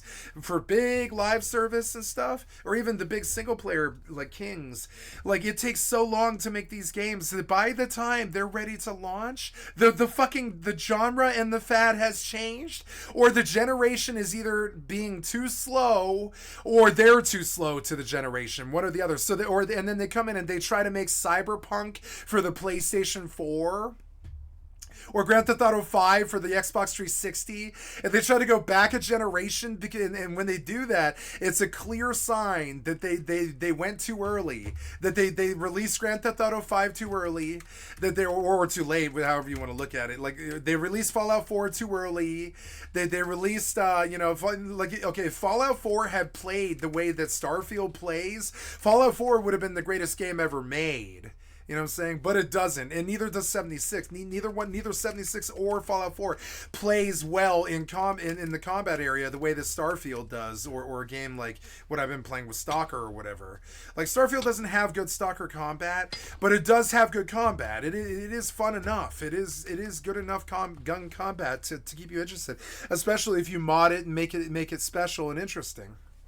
And so, like, I look at them and I'm like, I'm kind of sick of you handing up these wretched abortions of video games that you had to start making 7 years ago before you ever could know what's going to be good today. You know? And so they take these billion-dollar swings, and I respect them for taking the shot. It's kind of like that movie, you know, like I could talk like Todd too. Like, it's kind of like that movie, Field of Dreams. I am sure that every single one of these game runners is an avid Field of Dreams fan, just like me. I love everything Kevin Costner ever did. I'm sure Todd does too. Like, fucking, we love our goddamn Kevin Costner and all the movies that he made, because he does what the video game people does. He does cowboy. He does soldiers, he does wartime, he does romance, he does westerns, he does rancher stuff, he does manly male roles, right? Archetype. I think he is our greatest archetypal actor of this century, short of maybe Tom Hanks or Leo DiCaprio. There's like three or four or five of these guys. Even George Clooney could be said to be one of these guys, because he played a doctor, he plays westerner, he plays famous, he plays soldier, he's played everything, right? And so in the video game people, they do this too. We think that they just pick some genre, but no, they have this Field of Dreams thing where they're like, if you build it, they will come. But the problem is, the Field of Dreams that the video game developers have to build when they are doing live service takes 7 years. And so for them to understand where to take the crack at the shot out to the fucking to the outfield and stuff, before they know where to swing the bat towards, they have to wait 7 years to figure out what the competition is even going to be. They can't do that and still make a game. So they just make the game, and they constantly miss the fad, or they're too late to the generation, or they're too early and they do something that generation can't handle. Like, say what you want about Grand Theft Auto 5, but I don't really think that the PlayStation 4 could really truly handle Grand Theft Auto 5. It played it, and it did it well. Even later on with the PS4 Pro, it did it in, I think, like 60 to 120 frames. But I mean, like, could it handle the game? No. I don't think the PlayStation could really handle a lot of those, like, really big open world games like Final Fantasy 14 or even Red Dead Redemption 2. I don't think it handled them well. Cyberpunk or any of those, Witcher 3. I don't think PlayStation 4 was the right generation to release all of those really crazy, like, you know, open world games. I mean, I guess you could say Cyberpunk was at the end of the PlayStation 4 thing into the PlayStation 5 thing, but no, the PS5 was not out when Cyberpunk launched. It wasn't out yet. So, and I have some sympathy to them having to shadow box with their fucking future opponent 7 years before they actually do battle with them. I have some sympathy to how fucking horrible that is. Do you know what it reminds me of? Is fighting the 7 deadly X's in you know, to use a video game terminology of our time, a really great fucking movie. Scott Pilgrim Saves the Universe, right? Okay, understanding that you have to fight your opponents 7 years before you ever meet them on the battlefield, like, with your brain. With your brain power, you must come up with an IP that outdoes your opponent 7 years before you know what it is they're gonna do. I have a lot of sympathy for what video game developers do. You know, I will speak for them, and I will lovingly treat them like the community that they are to me, and I will talk shit about developers all day long as they suck dick at video games and they make it like torture for me to play them sometimes. But like at the end of the day, I will defend who they are. I have some sympathy to what it is that they have to face. But it's also a really dumb way to run a railroad. You cannot fight that which you can't see for another 7 years. It's kind of like that joke on South Park. How do you kill that which has no life? You can't.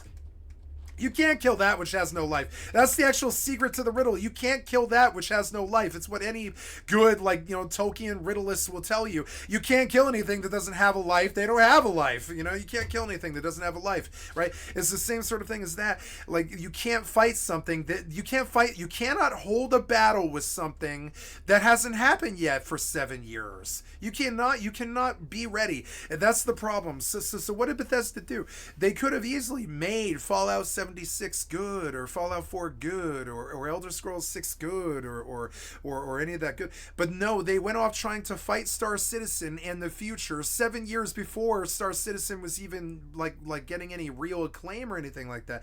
And so by the time that Starfield hits, Star Citizen is still a living joke that's only managed to really steal money.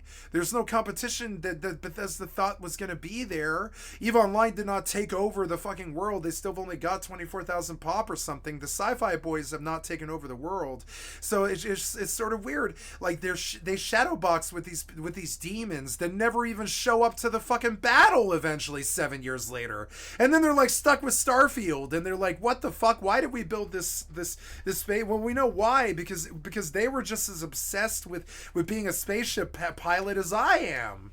I mean, I'm sure the Bethesda's developers are just as obsessed with the idea of Starfield as I am. I know that, and that's why I respect them for going out and getting it. They know, like I do, how important it is for the community to have a real Star game right now. And so they shelved, I would say they basically shelved like Fallout 5 for Fallout 76 so they could allow Fallout players to play with each other, which is something that I think needed to happen. And I love 76, and I will never listen to anybody talk shit about 76. All 76 really is Fallout 4 multiplayer. If you don't like it, then you never really liked Fallout in the first place, because what do you think the difference between 76 and Fallout 4 is? It's the internet. That's it. The 76 has the internet, Fallout 4 doesn't.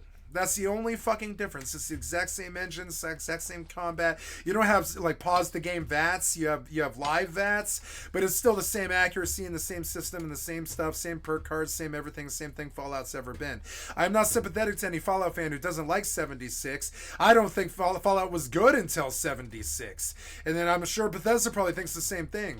And so, you know, I guarantee it. And so, and understand, 76 needed to happen. Was it going to be a success? No, but definitely Bethesda did need to connect the ability of their Fallout players to talk to each other. That did need to happen. The same way it does need to happen for Elder Scrolls, which it did. It's called ESO.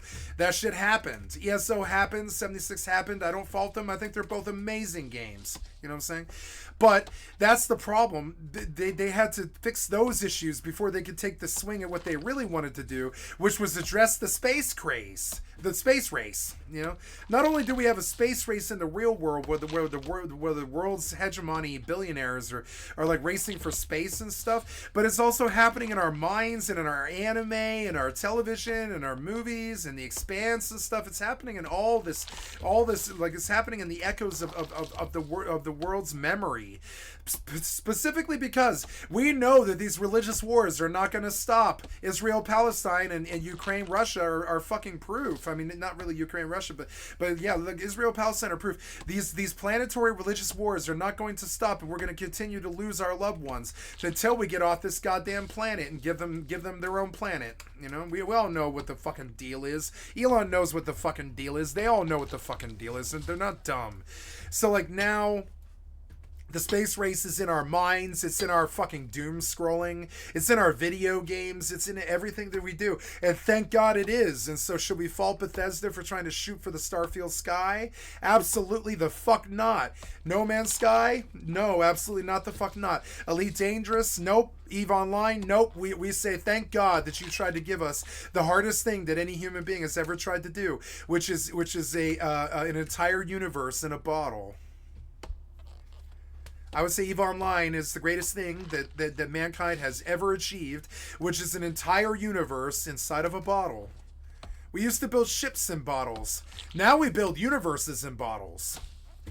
I am not ashamed of my life's choice of playing video games all day, every day, for the rest of my life. I'm not ashamed of it because I feel it is the closest thing to being, to today's modern Tom Sawyer, I really think that the floating down the creek with Huck Finn and fucking Abe Lincoln, is like really in my video game world is the best thing that I could be doing right now. I really do feel like it is. I think it is. It's kind of crazy. And so no, I don't fault Bethesda for shadowboxing with something that they fear coming 7 years before it shows. I'm sympathetic to that. I do that all the time. And that was the problem with that game. It's aiming for just an audience that isn't asking for another experience like that. And the audience doesn't know what they want. And this is the worst thing that could have ever happened to the fucking video game industry. The audience, and I'm probably pretty much the prime member of it, really. I don't know what I want. So I'm not the prime member of it. I'm saying that what I choose and what I play sets the goddamn fucking, like it sets the fucking standards for the entire industry and what they do when they build the games and stuff. What I play, I've always felt this. Like what my best friends and I play have always set the standards. Every game that we love the most were the ones that were always the game of the year, and we chose that. We made them that. We were the ones who played them to make them game of the year. We've always been like that since the Final Fantasy VI era. Long ago, Super Nintendo, Final Fantasy II, Final Fantasy VI era, long time ago. We've been like that. We set the fucking... Nobody knew what Secret of Mana was until our crew fucking started doing it. It's always been like that. It's kind of fucking crazy. Like, nobody knew what Smash Brothers is until my friends liked it. Nobody knew that, nobody knew that GoldenEye was good until we went nuts for it. Nobody knew this shit. We set the straight... nobody knew that Star Citizen was good or Starfield was good until I knew because of Star Control 2. But most people don't know Star Control 2. I was blessed and I had a crazy best friend, like the smartest man on the planet, basically, who spent $750 when he was 12 years old to buy a Panasonic 3DO so he could play Star Control 2 at home. You know what I'm saying? What fell? Oh, my remote. Yeah. Excuse me. And so I've known EVE Online and Star Control 2 since I was 17 years old or something like that. I may not have played them. I played Star Control 2, but I didn't play EVE until I was much older. But I've been doing space since I was a young boy. I've always really believed in space since the Wing Commander days and all this stuff. So, it sucks that you have to shadowbox, but space was a safe bet, Bethesda, Todd and Bethesda. Space was a safe bet. It was not the incorrect bet. I think the sales for Starfield and the fact that it gained 20 points in the Metacritic. I saw some people talking shit about Stalker 2 and trying to make it about Starfield or something the other day on a YouTube video. And I was like, what the fuck does Starfield have to do with Stalker 2? And I began to understand they're both really big worlds that are really big experiments. They do have something to do with each other. They're both in the same sort of genre. They're experimental, third party, huge open worlds, and so they do have the same pedigree. But I don't know, something about the reactionary time it takes to get out in this market. By the time that Bethesda actually launches something like Starfield, it's already past the fad. I would say it's not past it. By the time that it reaches it, our demands have gotten greater, and if we even know what we want, most of the time we don't know what we want. Right now, I know that I want some kind of amalgamation of Rust, EVE, and FFXI.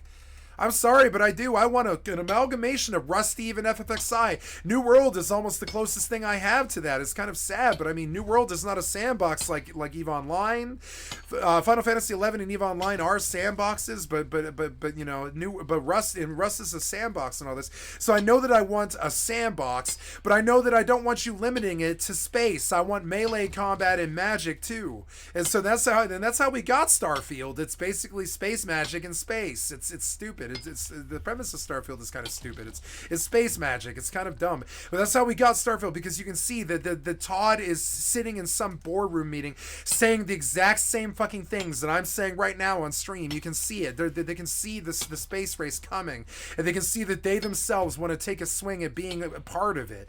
And I really respect what they did, but we shat on them very, very badly with 76 fucking, you know, Starfield, and I'm sympathetic to Bethesda, even though I fucking hate them and I call them piece of shit developers all day.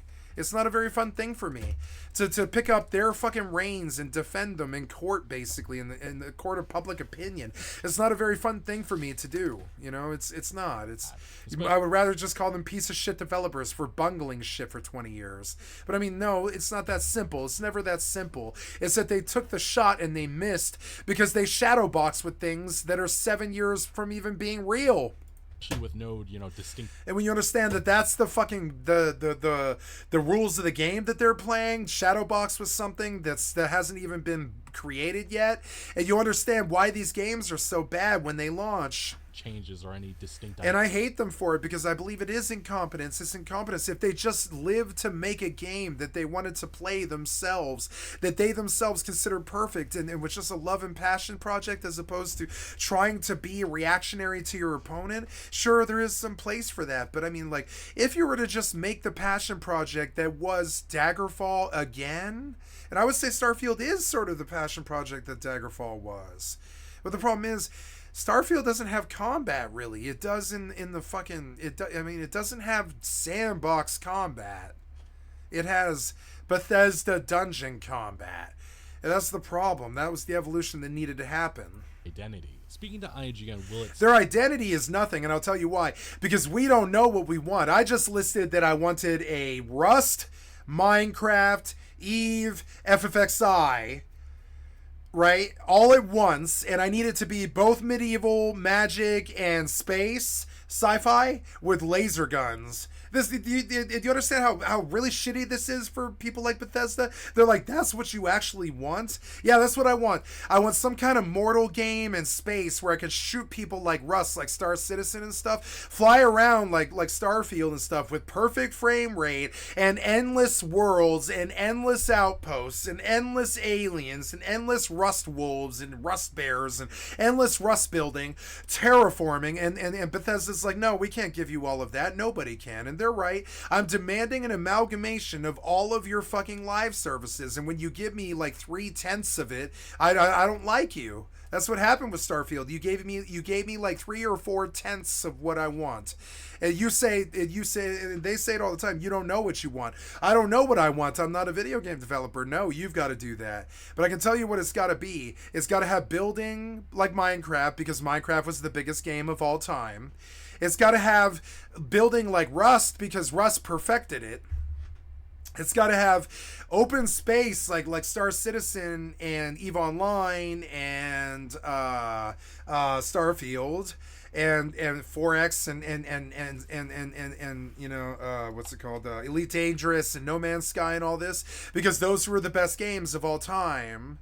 And it's got to have really good shooting, because Rust is one of the best games of all time. Rust is a top 10. So is CSGO 2. So is Fortnite. So is fucking all the top 10 games are all shooters. So we know that this fucking crazy space western with magic and fucking fantasy has to have base building, terraforming, lasers, and we don't know what else. We don't know what else. It's got to have something else too. It's got to evolve too, because all of those things are just live services that already exist, and it's got to have gun. It's got to have siege. It's got to have siege, CS:GO 2, and Rust combat, and Apex Legends combat, and and Valorant combat. It's got to have all of that stuff. It's got to have Tarkov combat. And so Starfield is a good, that's what they made with Starfield, I would say. That is exactly the fucking shot that they took. And and I can see I can see the playbook while they do it. I can understand it. It's like those dudes who like football, who see what the coach does and they understand the play even though they don't like it and all this. I can see it and I understand it, but it was missing the good Rust combat. It was missing the EVE Online sandbox. It's missing it's missing enough of the 10 things. It only supplied about 4 of the 10 things. And the building's just not there at all. There's no building at all. There's no terraforming at all. So you understand there's like 5 of the really crucial, crazy things that we've had since the Minecraft era, 2004, are missing from your giant open world game. But it's weird, if you're going to be competitive in the giant open world game market, you must steal every single fucking evolutionary thing that every large world thing has done. And this is why Grand Theft Auto 6 isn't going to be good, and why Elder Scrolls 6 isn't going to be good, and why Fallout 5 isn't going to be good. It's not because it's it's not even the same developers anymore or anything like that. It's that they couldn't possibly give us what they set us out to expect, which is some kind of terraforming Minecraft space game with fantasy combat and Rust and Minecraft building and terraforming and all this crazy shit. That was the expectations that they set. That's what we thought Fortnite was going to be. That's what we thought, that's what we thought Starfield was going to be. And trust me. And so when they supply 4/10 of what the entire industry is actually up to right now, we get angry. We pan their Starfield game when they really don't deserve it, because at least they took the shot. At least they took the shot. What did we do? We sat there and criticized them. Said that the problem, they resist us in the fucking press all the time, and they call us assholes right to our faces, and I don't really blame them, because we treat them like shit. I call them fucking piece of shit developers every single day of my goddamn life, but then they force me to slog through swamps moving 2 miles an hour for 45 minutes. I mean, I feel that is justified. If you just made the game good, I wouldn't cuss you. Isn't necessarily that AAA games. If you didn't fuck up EAC so bad that I can't play Rust and Starfield at the same time, or Rust and Fortnite at the same time, I wouldn't yell at you so much. If you didn't crash all the time or drop me out after 10 minutes on GFN or all the piece of shit fucking software developer things that you do, if you didn't if you didn't make it possible for the Nazis to collate all the Jews that they killed in the World War II, all the stuff that piece of shit software developers do. If you didn't do all of those things, I wouldn't yell at you. Too long to develop and thus launch into It sucks, but you do all of those things. You do loot boxes. You do FIFA. You do charge way too much for expansions and pre-orders, and you lie to us about alphas, and you get us to play your game for 2 hours and 20 minutes so we can't get a refund, and you make your games 165 gigs when you know that most of the world doesn't have an SSD that big. It's just kind of crazy. It's sort of weird. You make procedural games that not 9/10 of the game don't ever get seen by anybody because the game's so big that nobody could possibly actually see all the content. That seems sort of weird. There's like lots of stuff that goes on. There's you make games that we never go back to. Like, for instance, I spent 5 years of my life in Mists of Pandaria, but then I never ever went back there ever again. I think I flew to Nat Peggle like 3 or 4 times to get my my fishing trophy, and I'm sure Blizzard wanted it this way, but I actually don't really see the use of a dead fucking zone. Just raise the levels to 75 on all the zones that you don't play, so they can go level on any quest that they want. It's stupid. Why would you just let Mists of Pandaria, that wonderful expansion? I actually did like that expansion a lot, if you keep the PvP and raids out of it. You know what I'm saying? Actually, the PvP was good, but the raids were just fucking terrible. But and all the dailies and everything, but in Farmville. But I mean, that was a good expansion, but am I ever gonna go back there again? Fuck no. Am I ever gonna go back to fucking what's it called? Warlords of Draenor? No. Am I ever going to go back to these things again? No, because Blizzard fucking mishandles everything they do. They know since since 2003. The Final Fantasy XI still holds this core audience that it shouldn't hold because there's so much to constantly do to continually improve your character forever. Kind of like ESO. ESO doesn't ever end. You can get up to like 10,000 Paragon level or something. It doesn't really ever end. It doesn't ever end. Same as Final Fantasy XI. Same as EVE Online. And when we look at that and we're like, yeah, why? Okay.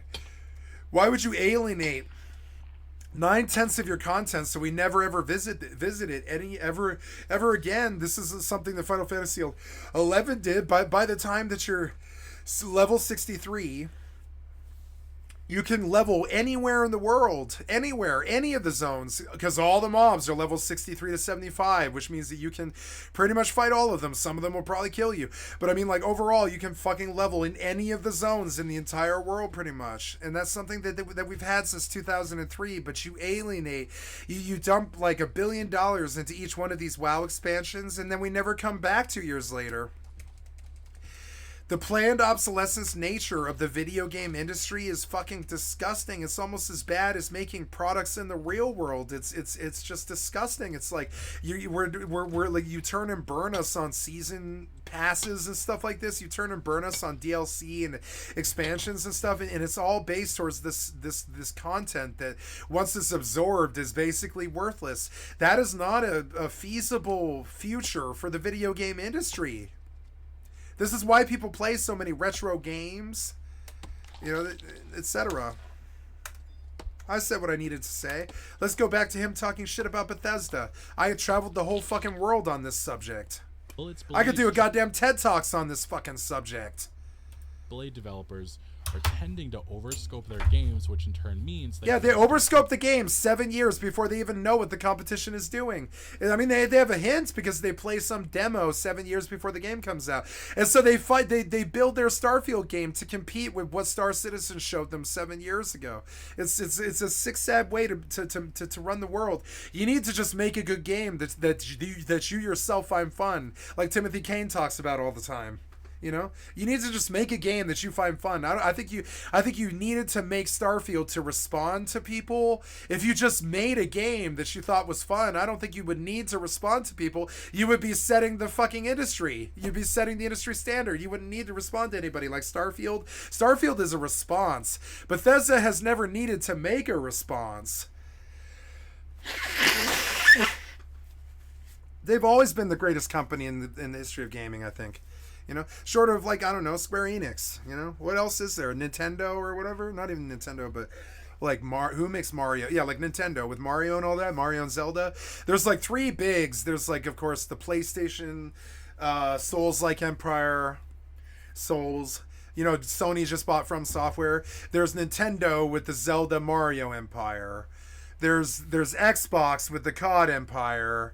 And there's, like, you know, and then there's, like, you know, Blizzard and all their shooters and everything. Any one thing. And in their MMOs. And so these guys, they all respond to each other. But that's the problem. If they were to just fucking make a good game, like the way that we used to make good games, like stuff like the way that Tabula Rasa was, or Vanguard, or Star Wars Galaxies and stuff. If you just make a good game that's experimental, that isn't just some response to the entire rest of the industry, you would be absolutely fine. Brilliant. You don't need to worry about what the rest of the industry is doing. You're Bethesda. You set the goddamn fucking... You set the standard. You set the gold standard for RPGs. It's Skyrim, sadly. And I do disagree a little bit with this, all right? I wish it was Final Fantasy XI, but no, it's Skyrim. Fucking Skyrim. Final Fantasy XI, to me, is the best RPG by far. Superior to D&D. Superior. Quite superior to D&D, actually. And so I would love 11 to be the end-all, be-all of RPGs, but Square Enix mismanaged 11 and mismanaged 14 and the last 7 Final Fantasy games or whatever it is. I guess maybe I have a different... This is Final Fantasy X. I would say even 11 and 12 were mismanaged. It's sort of sad, but they are. Perspective on 10 was not.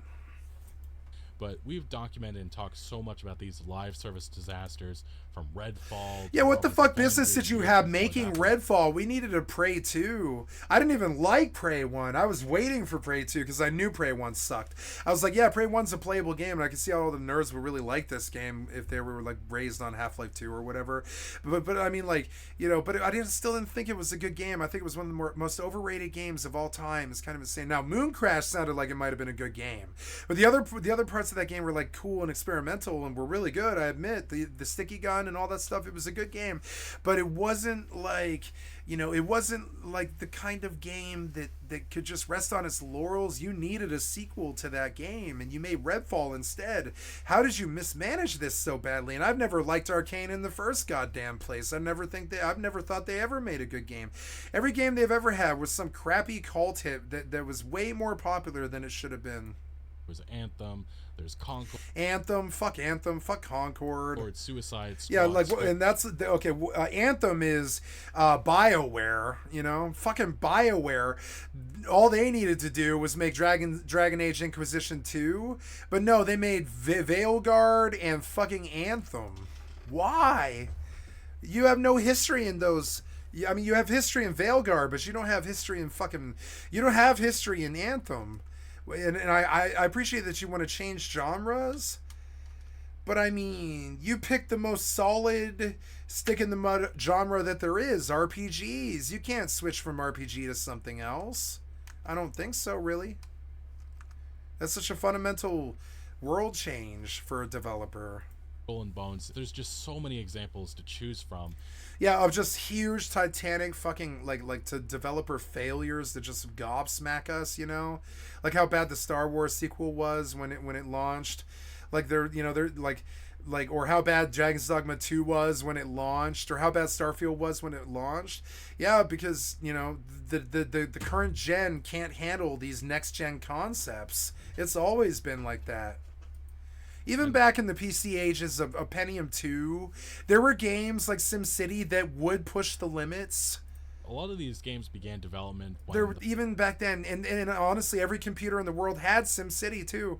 But SimCity would crash and melt cards and computers and stuff because, like, no matter what, we've always had games that were stronger than the gen than the gen that they were born in. You know. And Bethesda's very famous for doing stuff like that. What time is it? It is 11:15. It's getting a little bit. I'm gonna stay up late on a Saturday night, but that I don't really want to though. Gravy train was, you know, just starting when everybody was looking at the money that GTA Online and Fortnite was rolling in. They said, I want that. The executives at the top. Yeah, but you didn't work for it. Said, yes, let's make that happen. They worked for it. They released 5 games before they went online. What happening is a lot of these studios, especially single player studios. Final Fantasy did 10 games before they went online. But I mean, like they deserved to go online. They built like these huge fucking IP, you know, treasure troves. They deserve to go online if they want to. I even think I would say BioWare deserved to take the swing with Anthem. It's just that they don't have any experience with Anthem. Just like fucking Bethesda didn't have any experience with Starfield, and you know, it's just kind of weird. It's cool that you guys try to do new things that you've never done before, but I don't know if it should your magnum. You should. I don't think the proper time to do that learning is when you're making a magnum opus. You know. They don't have the talent of the team ready for that, and they spend years trying to iterate, and a lot of the time they're not making these unique experiences that are going to redefine the industry. No, they're just trying to make a good game. Clones of other better games. Yeah, like they're trying to respond. There isn't an audience for that. So definitely, I do think taking too long to develop and launching the already abandoned genres, it really depends what you mean by already abandoned genres, because the live service genre very much so feels like it's already oversaturated. Many of the individuals that are going to play Call of Duty and Fortnite, they're going to play that. They aren't necessarily looking for other experiences that are pretty much doing the exact same thing, as we've even seen with X Defiant this year.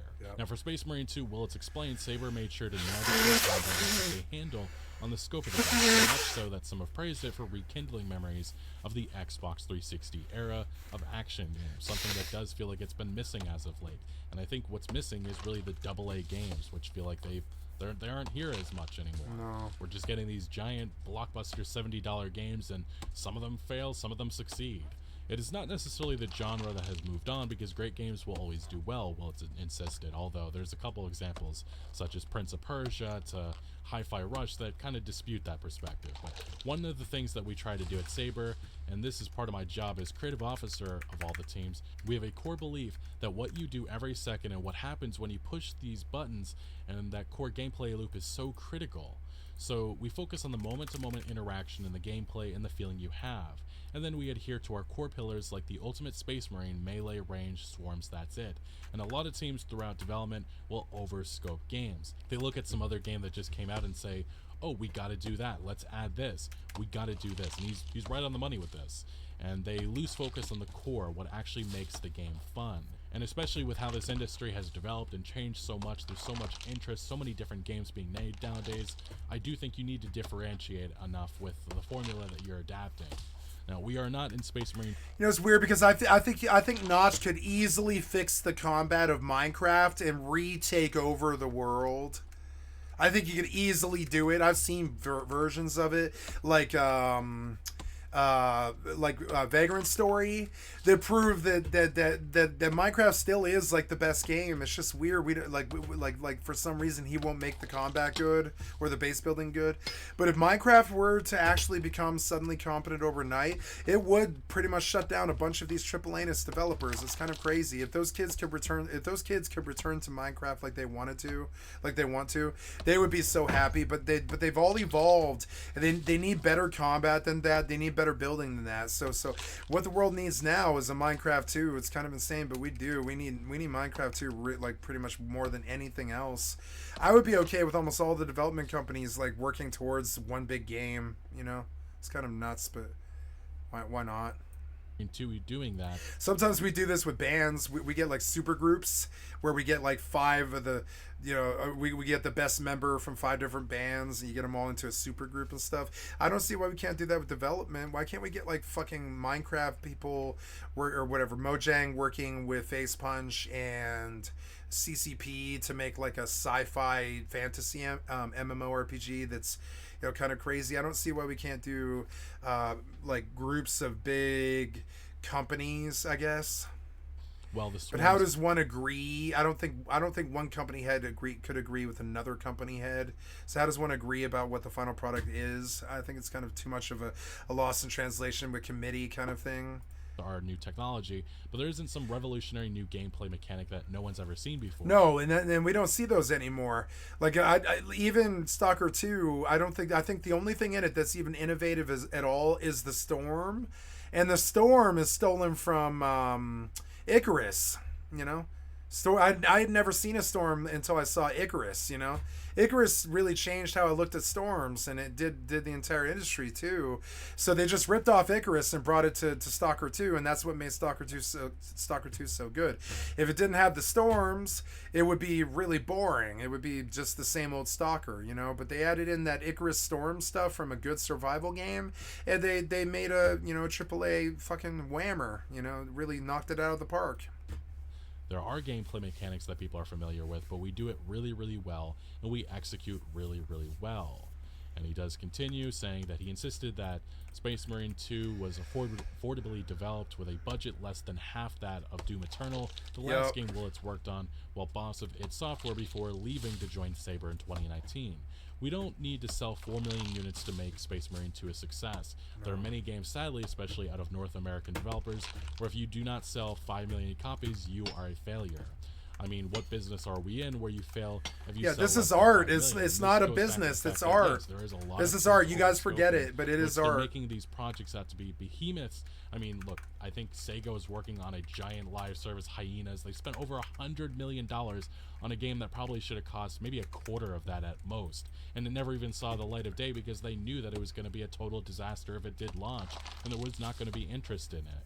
It's just, there's a lot of problems with the market research that a lot of these developers, a lot of these studios are doing, and the mindset isn't to make great games. They're trying to make the financially, you know, massive game. They want the next big Fortnite. They want the next big GTA Online, the next Call of Duty. Yeah, but you don't have They're core not doing the gameplay legwork to reach loops. that goal. You're not doing They're the not work. actually trying to make a unique or fun experience. Yeah. And ultimately, they're just chasing trends, Like, and we've seen how now, really now Stalker 2 could have been the greatest game ever released if it just had base building. I mean, all it has is a bed and a box. If it actually had like base building out in that cool world, it would have been the greatest game ever released, you know.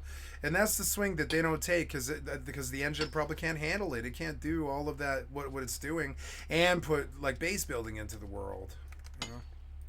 Games. Now, Willits did continue. He said there are examples like that, and we do not want to be that business. We want to be a developer that focuses on the core experience, what makes the game actually fun, and then do it really well, and then make it affordably. Look at SnowRunner. Dude, SnowRunner is literally driving trucks through mud. That's it, I'm done. I just described the game. 15 million people played it because the experience is perfect. Look at World War Z, like, come on. We're not going to get an Academy Award for that game, but 25 million people played it because it's just the perfectness, and that's what we do well.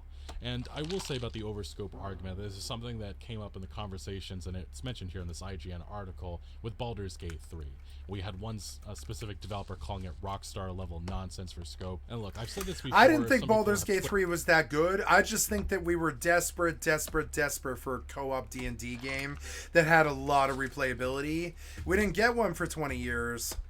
But I mean, as far as games go, I don't really think BG3 was any better than Divinity Original Sin 1 or 2. I think they're the same game. Twisted, some YouTubers specifically. There was nothing original in BG3 except for like the graphics were a little bit better. Music was definitely an upgrade. And lied about what I've been arguing, but I don't think every single team, every single developer in the AAA games industry needs to aim for Baldur's Gate 3 standards. But the Bethesda BioWares, yes, they should, and we should expect that from them, because those are the games that they are making. Dragon Veil is like the ultimate sin. You can't dig up your corpse from 20 years ago and try to sell it for today's currency. And still make it, but I mean, you can dig up your corpse and you can sell it for today's currency. You can do this, and they do it all the time. But the ultimate cardinal sin is you can't make a bad game though doing it. You can't, in doing so, the game itself can't be bad, and Dragon Veil's bad. At least that's what they're saying. Now, when you I haven't played it, I don't know. So many other development studios. Well, usually when they say it's bad, they're not usually wrong.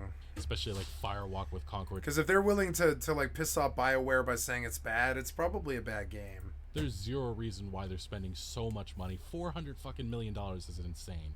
Even Spider-Man 2 is a great example. They're spending $300 million on that game. On what? For Spider-Man 2? I don't even like Spider-Man.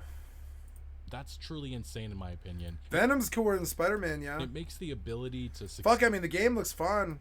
So much but more this is a CGI though. Difficult. No, wait, no, it's combat. Never mind. Because they have to be a commercial success. They have to be a massive commercial success. Maybe I should buy Spider-Man 2. Is it on PC? It looks fun.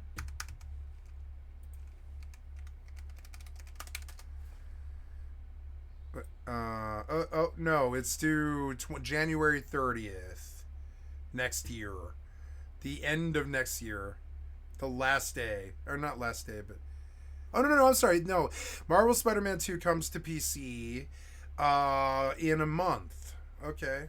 Well, maybe I'll buy it. It looks fun. You need 10 plus million copies to be look, like, can you be Venom the whole way? Success. And that's just, that is a massive problem in this games industry, in which so many games are aiming for the moon when they shouldn't be. Oh, no. Look at this shit, though. They should be doing I don't know. Space Marine 2 is doing. And we do need a lot more experiences like that. And I do think that's why there's been so much love for this experience, along with the remarks that have been coming from the executives, in which I do think they truly do understand what a lot of gamers want right now. Which, similar to Baldur's Gate 3, I don't think so is at going all. back to an old standard, which used to be the standard, but for some reason it changed over the years, in which there's just been so much chaos in this industry. But the perspective that Tim Willett said in that IGN interview is also another one that we heard recently from GamesIndustry.biz in an interview with Sean Layden, the former head at Sony. And he specifically said AA is gone, and that's a threat to the ecosystem going forward. It is. The former Sony executive said in the past, we spent a lot more I got time my looking at boosters. games and not asking what's your monetization scheme, or what's your recurrent revenue plan, or what's your subscription formula. We asked the simple question, is it fun, or are we going to have a good time? And I think this shows that the standards have changed in this industry in terms of the executives and what they want. They don't want like a $100 million success. They want the next big thing. They want the next big giant. If you said yes to those questions, you'd obviously get, well, you usually get a green light.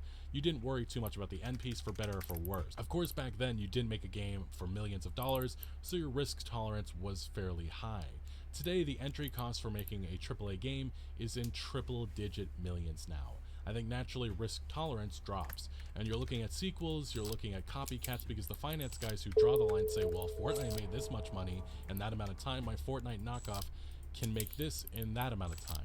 We're seeing a collapse of creativity in games today with studio consolidation and the high cost of production. Testify, and look, brother. this AAA games industry the last couple of years has very much been defined by a lot of the big players as sequels, remakes, and disasters. That's a lot. That's pretty much what we've been getting very much.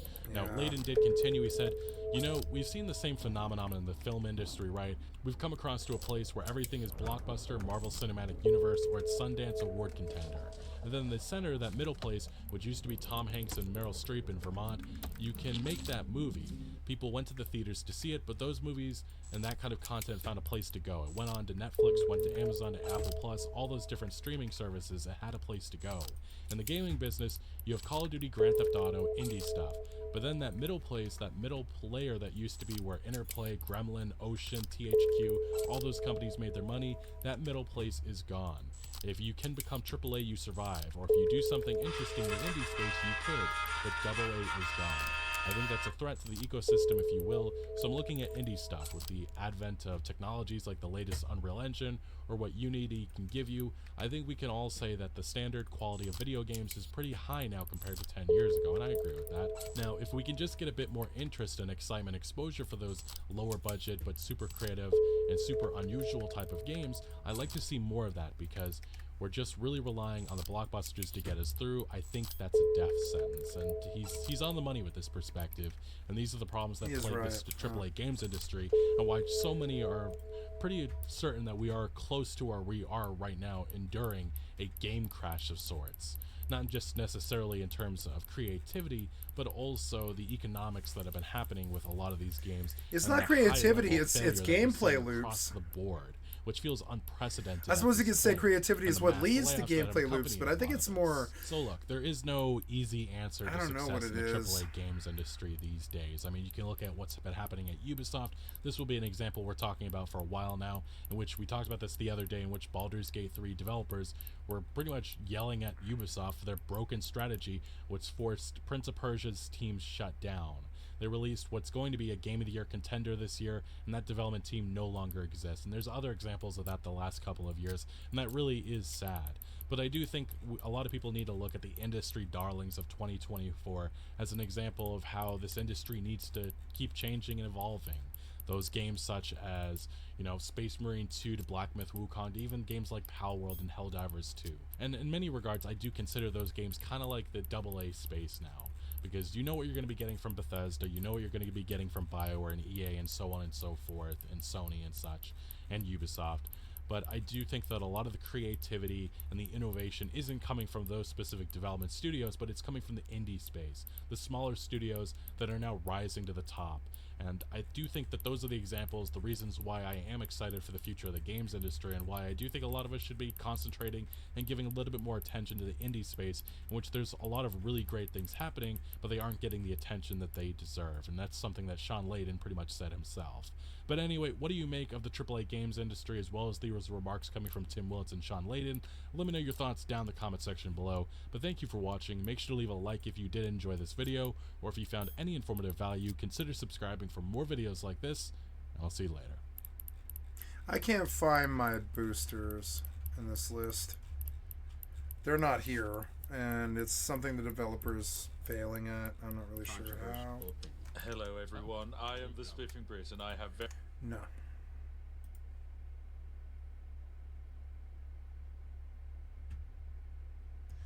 Oh, DEA caught breaking major legalization laws. Yeah, big surprise.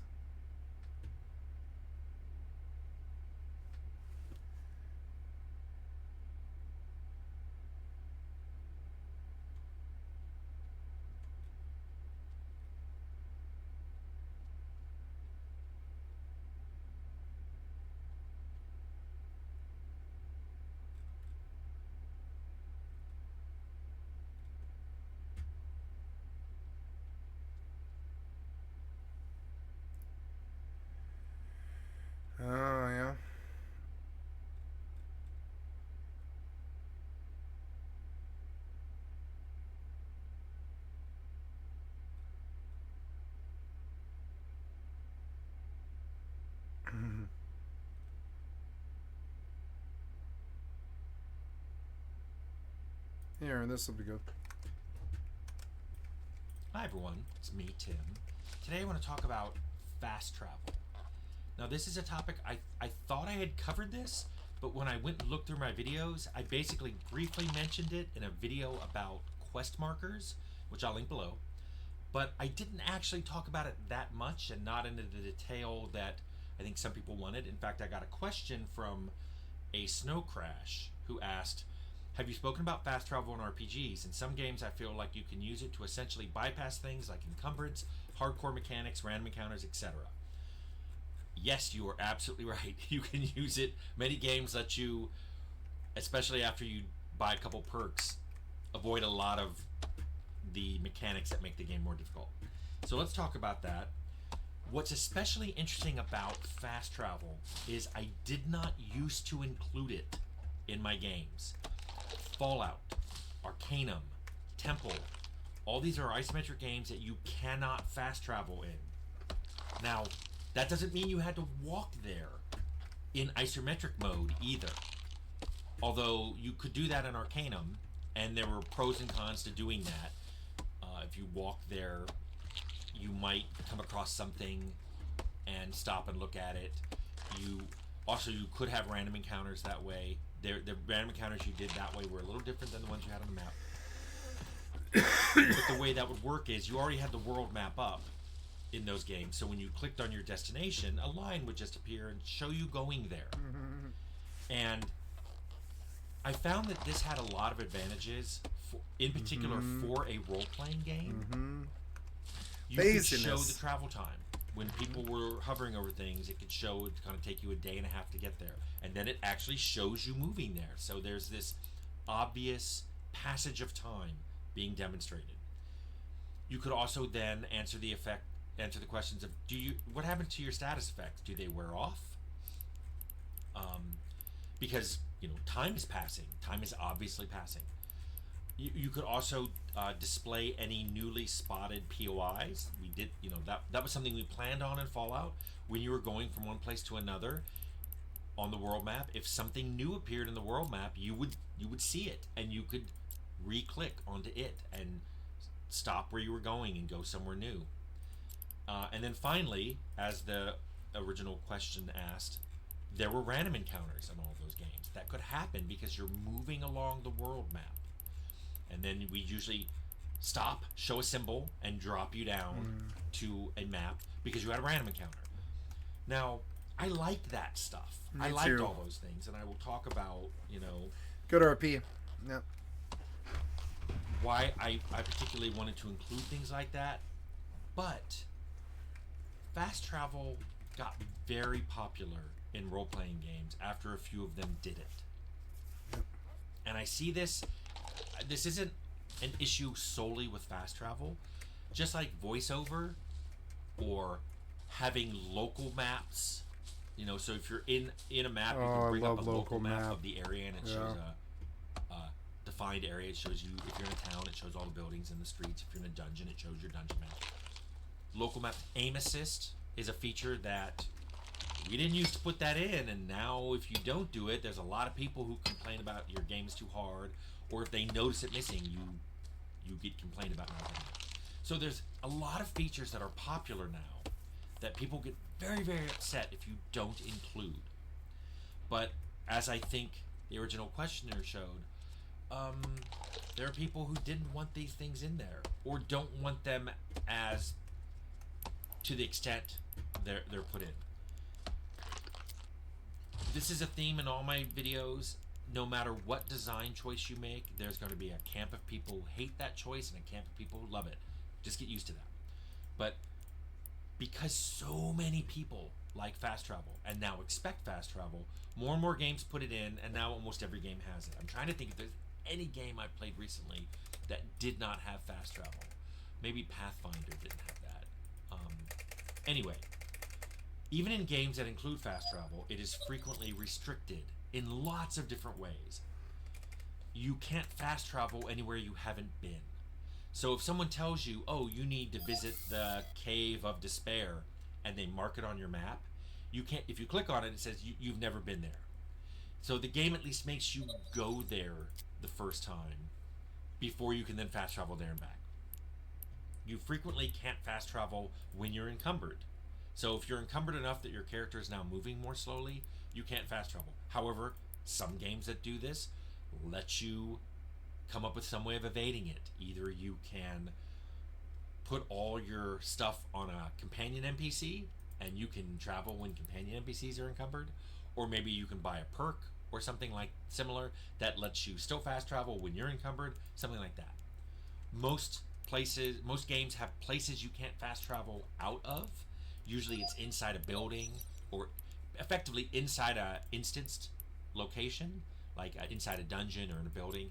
You have to go outside to and be on something that you're immediately on the world map.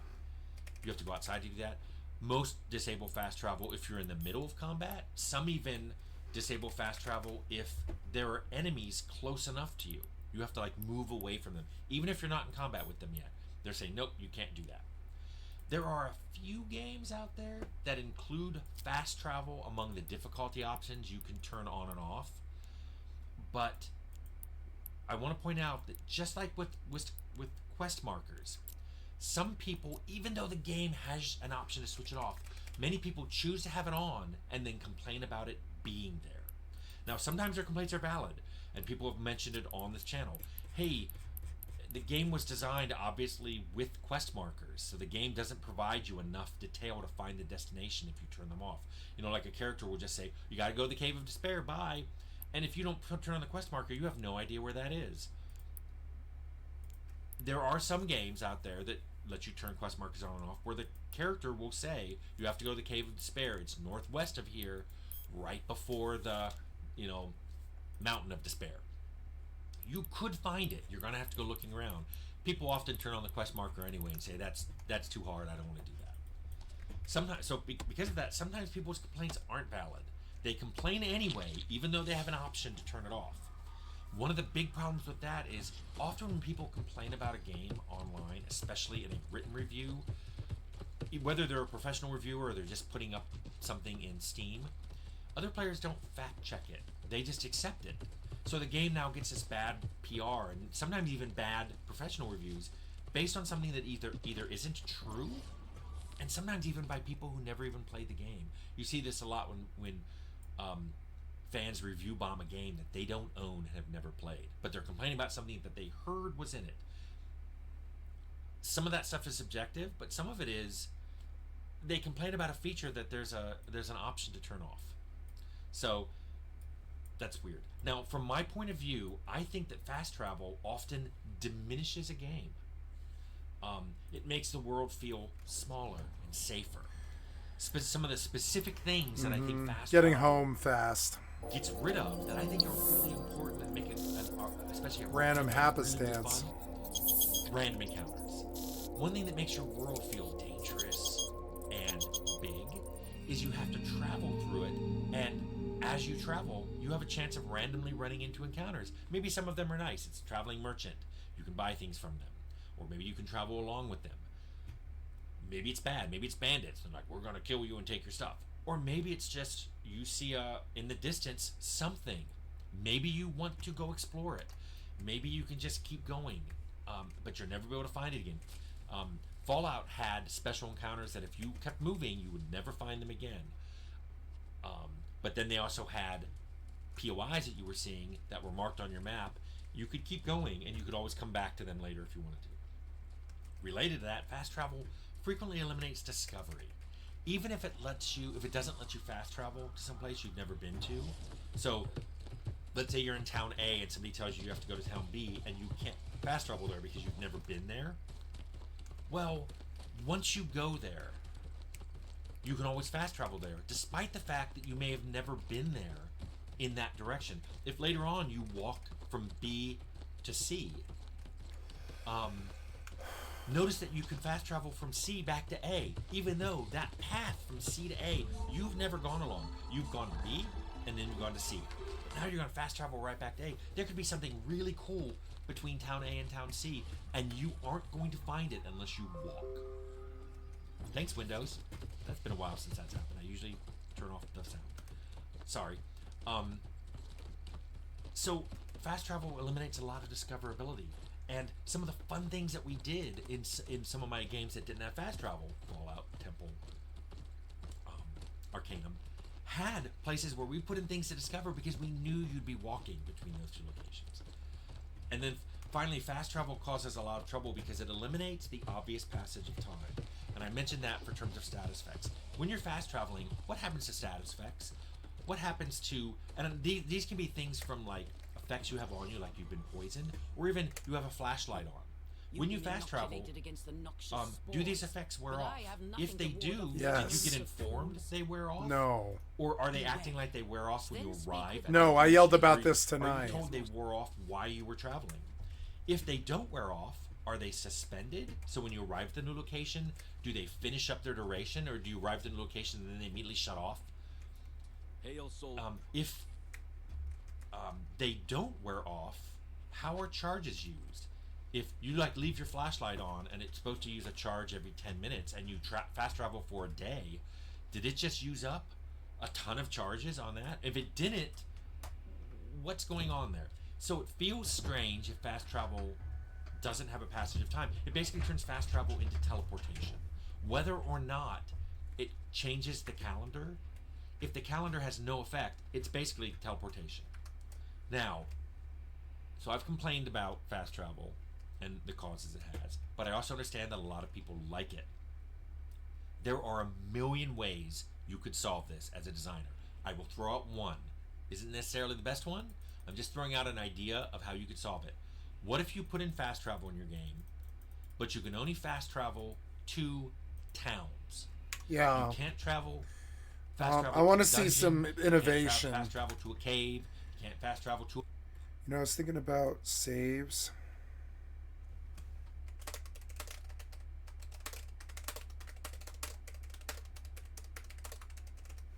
Why can't you fucking be competent, worthless piece of shit developer? I'm typing right now.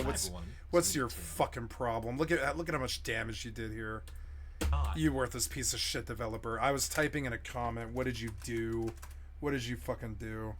Worthless piece of shit fucking developer. Now, you had to take me back, move my tab back twice because I was typing, I guess? I don't know.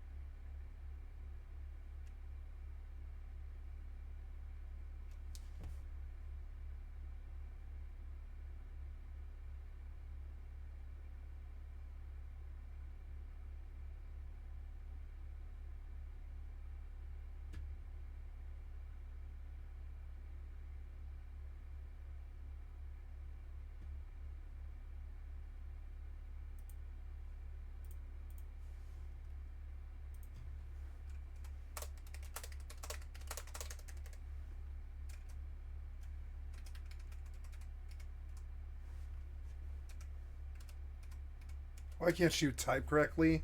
What's your fucking problem here? What's your fucking problem here? What? Oh my god. Stop. You have like control button sticking or something. Stop this. Stop doing this.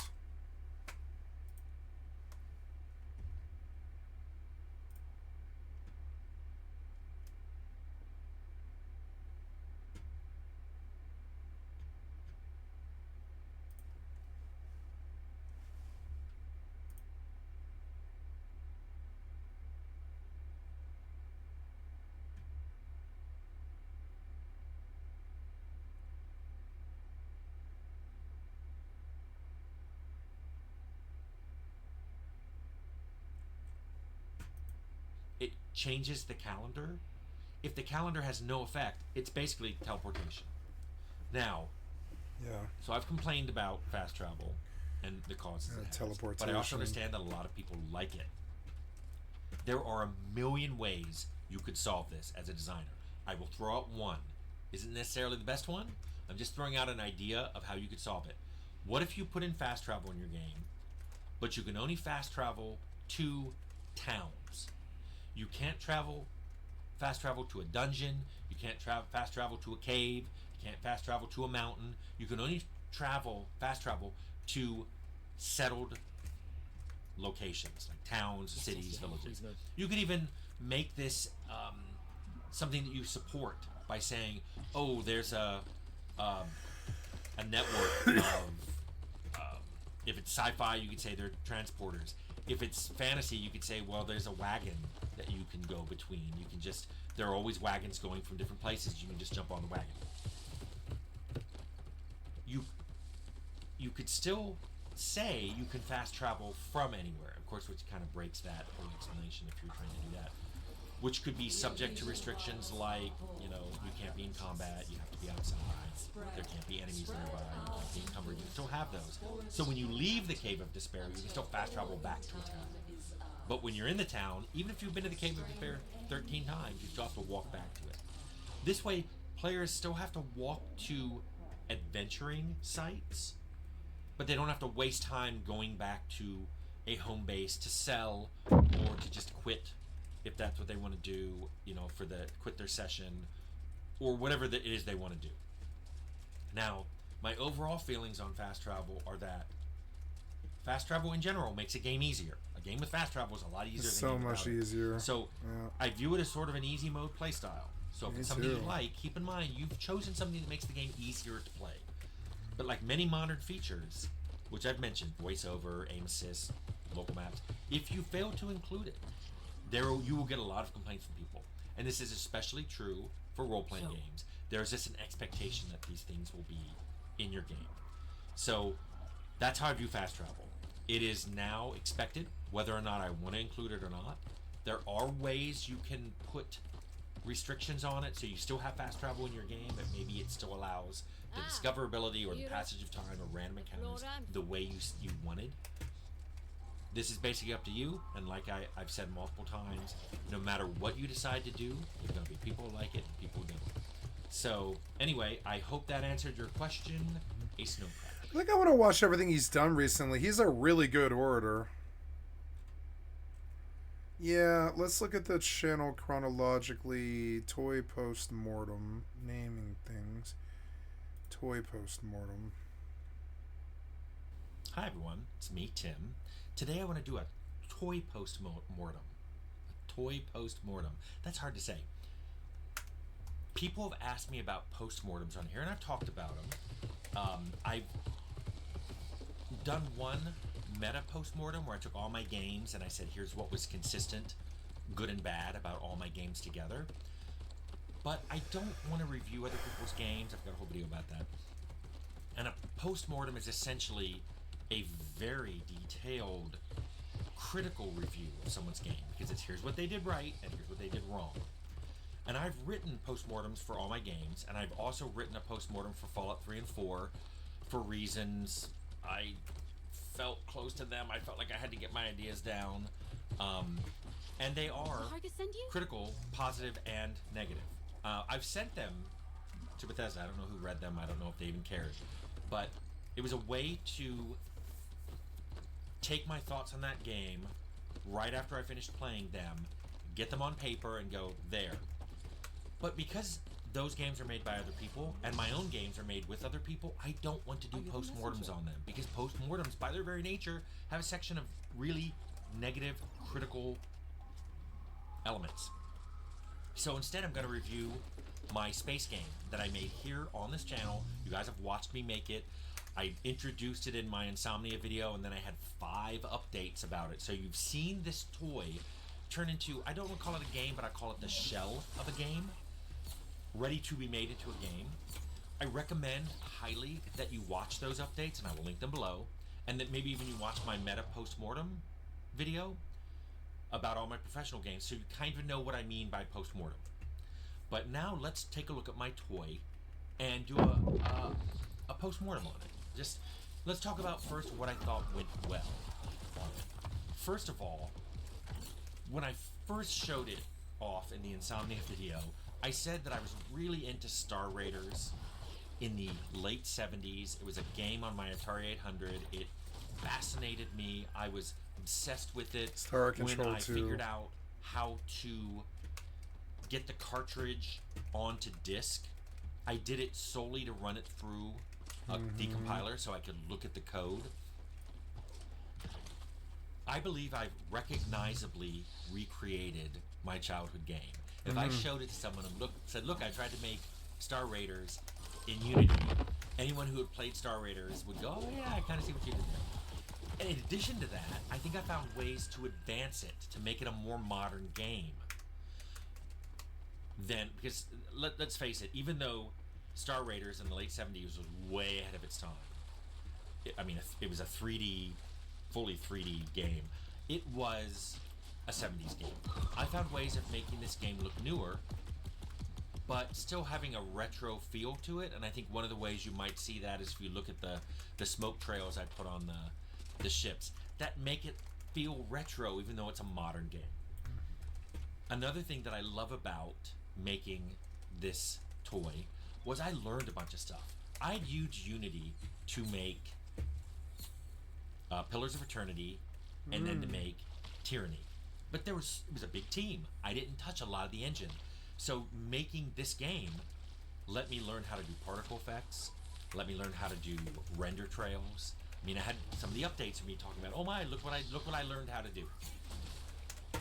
Which leads me to the fourth thing that I thought was the biggest pro of making this game and in the resulting product.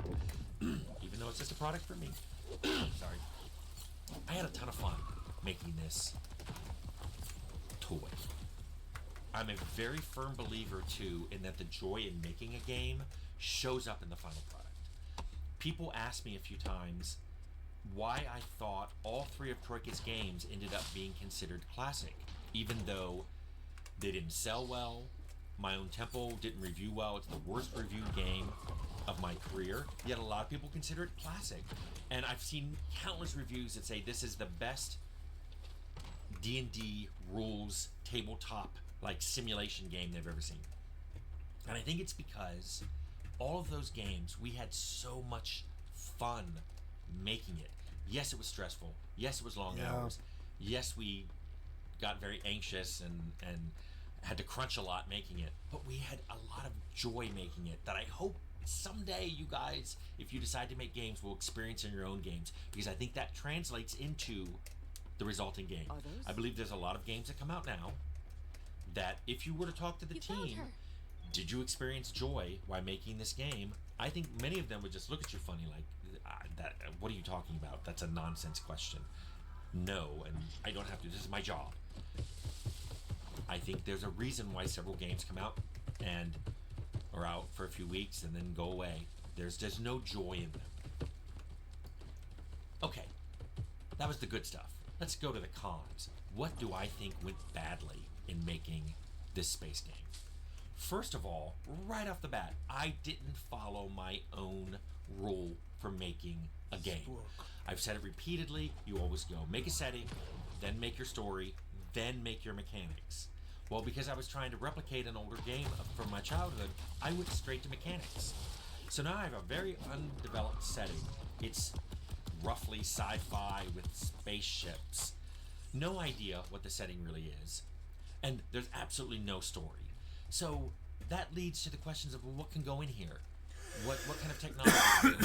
What is the player supposed to be doing? Do you just fly around and pick up upgrades and make your ship better and then beat up more ships? That's the core game loop. But what's the story? What are the mechanics? What are you supposed to be doing? That stuff just doesn't exist because I didn't follow my own rule.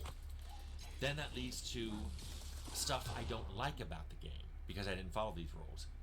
I could not tell you what the art style of this game is. I'm not an artist, so these are things that I found online that were art that was available for free or stuff I found in the Unity store.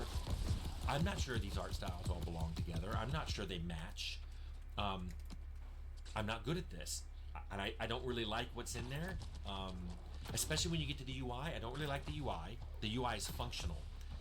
Many people are saying, oh, it needs to be thinner, it needs to be translucent, it needs to be rescalable, it needs to be moved around. I agree. These are all things that I don't like doing.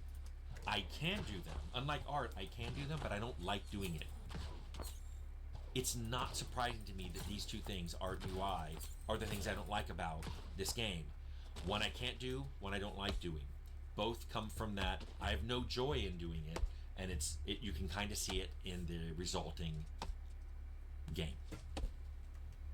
And then the third thing that I think went wrong is many of the ideas, my own and viewers who left comments, many ideas on how to extend this game violate its basic design pillar. This was supposed to be a remake of a retro game where you're flying around in space doing things. So many people were like, oh, you need to add, getting out of your ship and exploring space stations, or landing on planets and getting out of your ship and exploring that and talking to people and I'm like, those ideas are just that's not the what game this he's is supposed to be making. about. That's First not of what the all, game having is.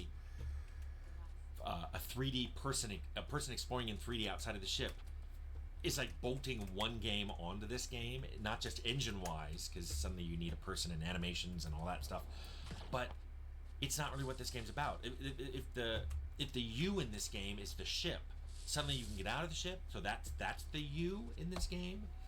That just breaks stuff. So it's hard to decide how to extend this game, and I think it goes back to my first con, which is I don't have a setting and I don't have a story. So sure, it felt like it was a grab bag of, hey, how should I advance this game? Of course, it wasn't clear what the design pillars even were, so of course suggestions came from all different directions. Now, I do have ideas on how to extend it, and I decided I'd write them down here so that I don't want to end on a negative note, and I often do this in my postmortems. After getting the good and the bad, I try to end up saying, okay, here's what I liked about it, even given the negative stuff, and here's how I'd like to see things go. And I will even tell you this, one of the things that came out of my postmortems, because people were surprised when I said I liked Fallout 3, and I did. Point. Fallout 4, I liked Fallout 4, but I liked Fallout 3 better, which means if you make a vector from Fallout 3 to Fallout 4, it's pointing in a direction I wouldn't have gone. If instead you make a vector from Fallout 3 to Fallout New Vegas, that's the direction I would have gone. Because I really like New Vegas, and I thought it was a really good evolutionary step from Fallout 3, taking that engine and making a very Fallout-y, a game that was very Fallout-y in the sense of the first two. So, given that that's how I would end up those postmortems, the Fallout 4 postmortem mentioned, this seems to be going in a direction I would not have gone. Here's what I'd say for the ideas for this game. First of all, I'd want distinct races in the game. I love that about Star Control 2, and you can talk to them from the ship, but I had ideas back when Star Trek was on, because Star Trek tended to just have, here's another humanoid with a funny forehead, but they act just like humans. Instead, I want to make the races distinct. Here's a race that is far more bigger sense of humor than ours. They're very, very funny. Everyone in their race is Robin Williams. Then you have a race where they didn't involve talking, they involved singing. So contacting them is like suddenly being in a musical, and they sing everything to you. Everything. SOSs get sung to you. Maybe it's a dirge sounding song, or when they're happy because you finished their quest, they have a really bright song, and they call you the monotone race. They're like, you always talk to us in monotone. that would be a funny thing to do. Now, I can't write music, but it would be a fun thing. I would love to go to a music director and go, want to make a game with me where there's an alien race where every time I contact them, it's a song and the tone of the song is based on their emotional state. I think there's a musical director out there going, I will make that game for you. And of course you can do there's a very logical race. But instead of making it like Vulcans, these would be races that literally don't understand half of what you say because it's just emotional. It's not the whole, we know what you're saying, but wow, you're so emotional. They literally don't understand what you're saying. I think it'd be fun to make races like that. But if you're going to do that, now you have to have some way of talking to them, which means I would like to put in a subspace radio on the ship. Sweet. Once you have a subspace radio so you can talk to the races, it gives you lots of ways of getting quests. You can hear SOSs, you can pick up chatter, you can hear about a battle all over your subspace radio. Once you've got the radio chattering along, I do think it would be fun to give the ship an AI and to give that AI a personality. I don't know what yet. So it can tell you things. So like when ships arrive and they're firing on you, when your shields go down, when your hull gets damaged, it would be fun to have an AI telling you those things so you don't have to rely on seeing a bar in the corner of the UI go down.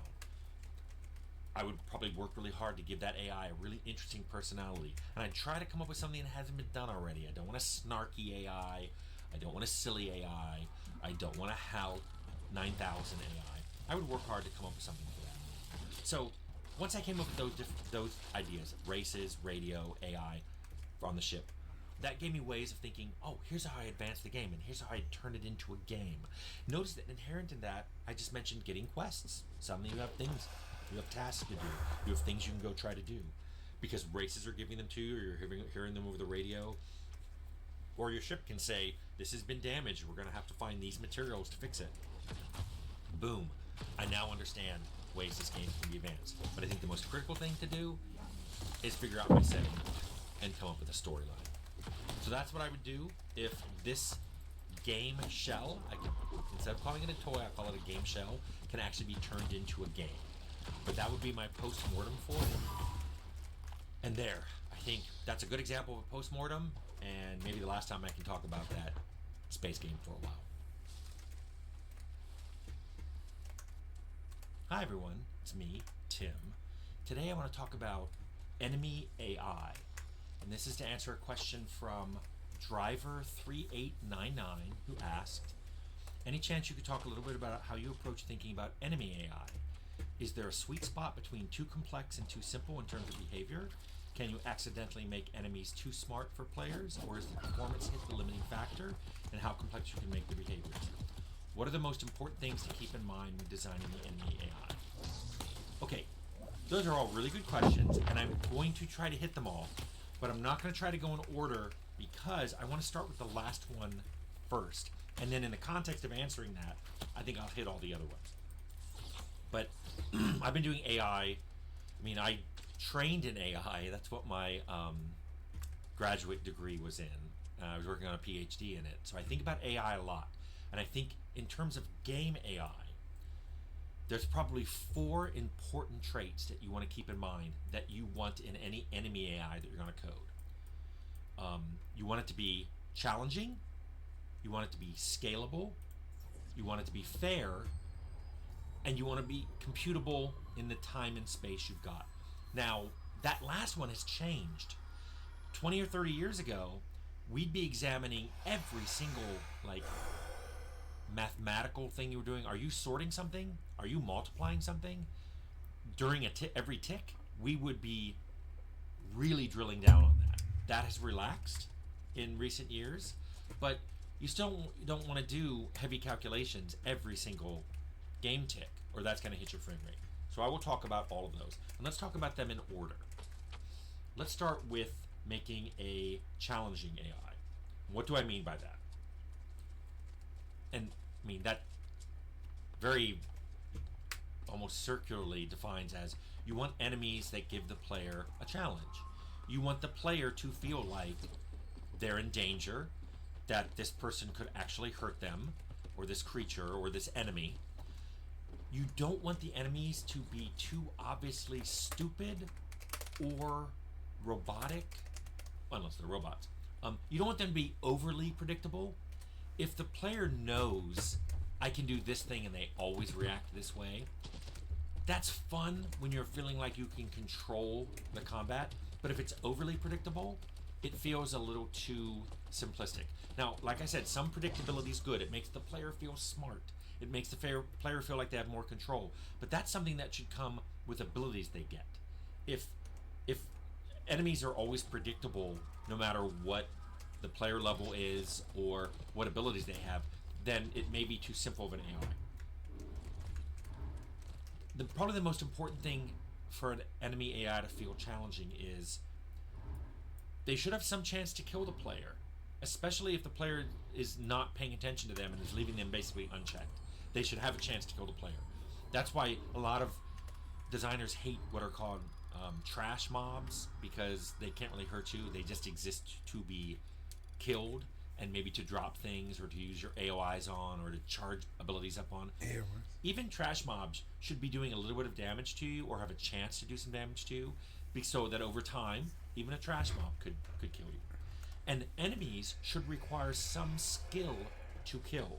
And when I say skill, maybe I'm meaning player skill if you're an action RPG, or maybe I'm talking about your player character skill if you're a pure role-playing game and your combat is dependent on the skills of the character the player's made and not the player. But there should be some kind of skill involved in killing the enemies. That makes them challenging. So let's go on to the next one, which is scalable. This isn't computable. I'll get to that. Scalable means as the player advances in the game and gains levels, you would like to use this same AI to keep them challenged. You want to have to rewrite new AI for every single level the player is going to reach.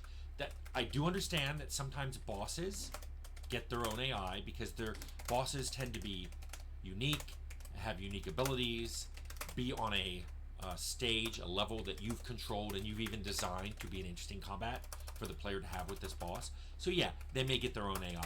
But I'm just talking about in general, you don't have to go and rewrite AI like, oh, this is the AI we use when the player's level 1, this is the AI we use when he's 5, this is the player level we use when she gets to 10. You just don't want to do that. So what I like to do is think that the AI that you write is versatile enough that you can add a new attack to their attack set, and the AI, that code that you've written, is versatile enough just to take advantage of it. That way you can put in new attacks that have different damage types or do area of effects or are stronger. You can also do attacks that they're smarter at using. Like this is something that they might use when they see the player get to low health, or when they see the player have damaged armor, or when they see the player isn't defending. So this is a great attack to use at that. This would be something that I'd like to think you put into your AI, and all the AIs are using it, and it's not something that just kicks in when they're level 20. Another way to do this, even if you don't want to give them new attacks, is you could just give them new items. You know, if you give them a new weapon, like they go from having a sword to a bow, that they understand this is ranged, and I can attack from a distance, and I can try to stay away from the player and stay in cover. If you give an enemy a really good set of armor, maybe they know they can get right up in the player's face and attack them because they're not going to take as much damage because this armor has a high DR. Or maybe they're using a shield. They suddenly have a shield and they know I can use this to block attacks, and they start doing it. This is all stuff, if your AI is versatile enough, it will suddenly be scalable just because you've given new items to the enemies. Now, it may be that they are suddenly taking advantage of new AI routines. You may have AI routines in there for taking cover or for joining together and doing group attacks. You know, like an individual enemy won't rush you, but if there's 3 of them, they will. So that one wolf won't attack you, but once there are 3 wolves, they rush you. This could be part of the general AI, and suddenly they're taking advantage of that routine because of the situation. You might even want an AI that's smart enough to lead you into traps. If they are aware of traps in the environment, maybe they like going to the other side of cover, maybe they move to the other side of that trap, and they want you, because they want you to go through it. These are all examples of AI routines that can exist already in your AI, but they won't trigger unless there's cover or traps or other enemy companions so they can take advantage of those routines. Now, when we're talking about scalability, players don't like it if enemies get too smart, or especially low-level enemies have really, really powerful items. I talked about this. I did a video on level scaling. This is why many players hate level scaling. I don't think they hate level scaling per se. They hate badly done level scaling. Like, suddenly these bandits that you used to attack are wearing armor that's worth 20,000 gold, and they're attacking you with plus 10 magic flaming swords. And you're like, this bandit is so wealthy. Why is he doing this? This is why instead you want to switch to another creature type that just makes more sense. And that creature type can take advantage that maybe they have better items or better attacks, and they take advantage of it. You just want to be careful how you scale. And this gets me into fairness, because this is another way that players will judge your AI. Do they think it's being fair? And by that they mean, is it not cheating? I really mean it's not obviously cheating. This might mean, does the enemy seem to always know where you are? Does the enemy immediately switch to the best attack to use on you, even though they've never attacked you before and have no idea that, like, fire doesn't hurt you? Maybe you want them to attack a few times, see that fire isn't doing anything, and switch to something else. Now sometimes there's obvious or predictable player behavior that's okay to react to, like a door open. The player opens a door when invisible. Maybe it's okay for an NPC to react to that. But if they don't, often that's the player going, "Oh my God, goodness, I'm so smart." These are things, and maybe they don't switch attacks. Maybe you're invulnerable to fire, but the fire elemental keeps attacking you and doesn't realize it. It's okay to do that. It feels fair when enemies are dumb. But if they're too smart, if they seem to be taking advantage of information they shouldn't have, that's when players go, this isn't a fair AI. What I like to do is I like to make it obvious that the enemies are following clues. Like, if you shoot them, they run to where the gunshot noise originated. So if you shoot and move, they're running to where you shot. If you throw a grenade, they run to where they think the grenade arced from. They think where it originated from. Now, they don't have to calculate this. It could just be when you do an attack that has a noise or an arc or range, it could record the player's last known position, and that's what the AI is using. So until the AI actually sees you, they just are going off your last known position. And then once they see you, you can make last known position the player's position, and then you can always have your AI be running off last known position. That makes it, by the way, easy to calculate, which I'll get to in a second. All I want to say here about fairness is the appearance of fairness is way more important than being fair. Sometimes it's expensive to calculate something, so you can cheat and just have the enemy know it, but wait to do that until there's something where the player could think, oh, they figured out where I must be. If there's only one cover in this entire barren area and the NPC gets shot, there's probably only one place that you can be. So you can always take shortcuts to keep your calculations simple if it doesn't appear like your AI is cheating. And that gets me to the last one, which is you want to be computable in the time and space that you have allotted. You only have so many bytes and so many milliseconds per enemy. That has gotten bigger lately, but it doesn't mean you should do complex sorts and complex calculations every tick, especially on ones that don't change. This is where sometimes what I would do is once an enemy does a complex calculation, I either put a cooldown on it so they won't do it again for 200, 300, 500 milliseconds. Hey Or there, deputy. you mark it How do you like the job? as calculated, That's good to and hear. until some underlying factor changes and marks this it as is- dirty, they keep using that calculation until the dirty flag gets put on it. I'll see Like, what in the they meantime. think they know where the player is.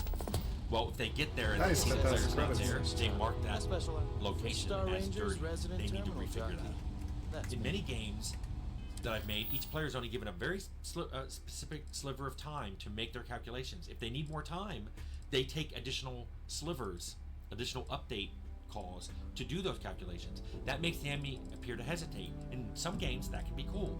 The enemy stops and kind of is looking around. It's playing some kind of fidget because they don't know where you are or they don't know what to do. The attack they want to do requires more calculation. That can be fun.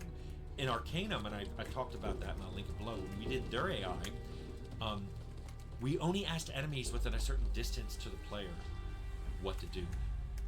More specifically, every enemy in combat had a heartbeat that ticked every so often, and that heartbeat was proportional to the distance they were from the player. So enemies that were right up in the player and attacking them got very rapid heartbeats. They got a lot more updates to figure out their AI. Ones that were distant got less. Ones that were really far away, maybe not even in the same sector, maybe their heartbeat was suspended altogether. This let us do things in Arcanum because we did not have very fast CPUs in the 90s. This is something you can do. One way that a lot of enemy AIs are simplified is they use predetermined attack times. So an enemy with a bow may have a pre-baked attack time. This is what they do. They wait until they're attacked, then they shoot their arrow at the person who's attacking them. They may try to get cover. Maybe that's something they do at a higher level. They may try to use a defend if they have some way of defending. If they run out of arrows, they're switched to attack type 2, which may be a dagger or a sword. But this is all part of an attack plan that's pre-scripted, that's pre-generated for them. This makes them a little more predictable because I know once you know like they're going to shoot for a while and they run out of arrows, they're going to switch to their sword. But again, that may make the player feel smart when he gets them to waste arrows. Maybe they use mirror image or illusion to get them to waste their arrows. Now, another thing you can do to make things more calculatable is AIs don't really look around for enemies. They don't really hear things. They can make a call and get the player's position immediately. So the idea is, like I said, use what they think the player's last known position is, where the player was standing when they made noise, when they shot, when they threw a grenade, and until the player is within a particular range and has direct line of sight, that's when the last known position and the player's position are the same. An easy way to do this is make NPCs react off taking damage. So if you damage them, you go on their enemy list, and your location when you damage them is the last known position. I talked about this too, where enemies may maintain a list of people who's hurt them and a sum total of what they've done. And then when one enemy has hurt them more than another, maybe beyond a certain threshold, like 20% more, they switch. And when they switch, maybe you put a cooldown. So once I switch targets, I can't switch targets again for another few seconds. These are all things you can do to not only make them look a little smarter or a little more predictable, but also to reduce computations. Once they switch targets, you stop doing retargeting calculations for a few seconds. Sometimes too, you want to put randomness in your calculations. So they don't run to the player, they run near the player. They don't shoot always exactly at the player, they shoot near the player. This can make lower level enemies, they're shooting at you, but they're not hitting you as often. That just makes them seem like they're doing something, and it seems like a smart thing to do, but you're not taking as much damage. And then as they go up a level, the randomness range gets pulled in, and now they start running way closer to where you are, and they start shooting right where you are. Anyway, I hope this answered your question. In summary, you want an AI to be challenging, scalable, fair, and computable. I hope this helps. This is from 3 days ago. Nice. Thank you, Timothy Kane, for the excellent content from his stream. I'd like to sub to your channel. 12:30.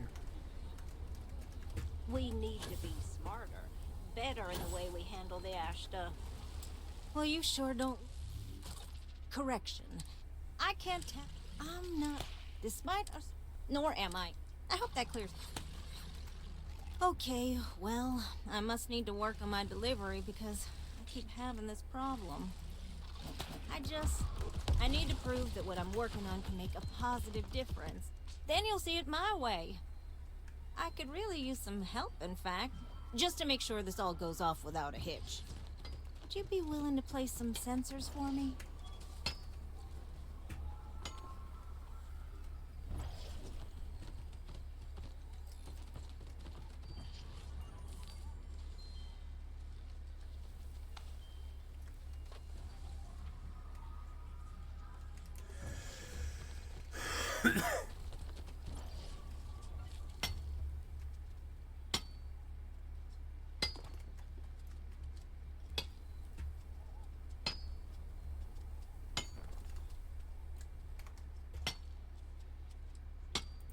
That is great news.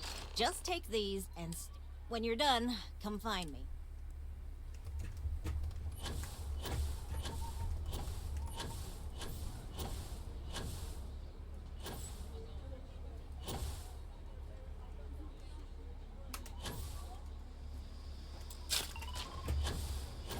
It's weird. These kind of quests are really good at the beginning of the game to give you free caps or free money for.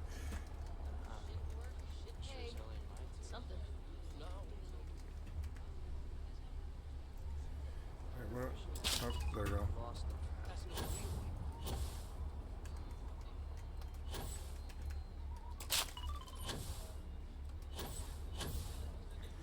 These kind of quests are really good at the beginning of the game. I suppose you kind of could come here early in the game. I suppose. But it's kind of annoying when I'm like level 30 to just do like fetch quests like this.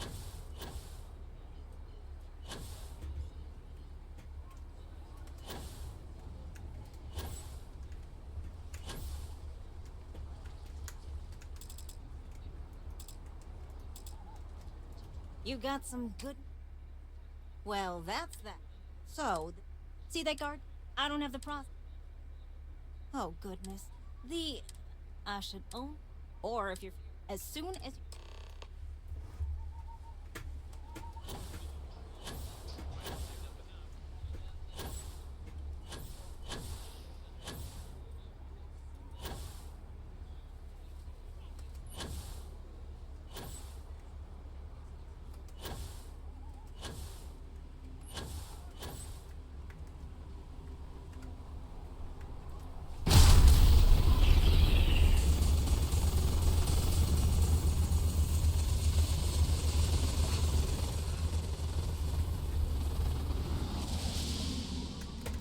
That's Roach.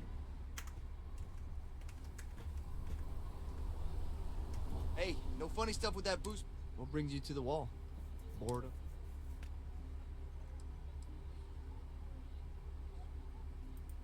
And I'm just supposed to take...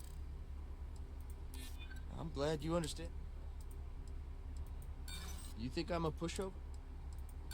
You know what? You're wasting... Sorry, it's my... The view from the top is especially good.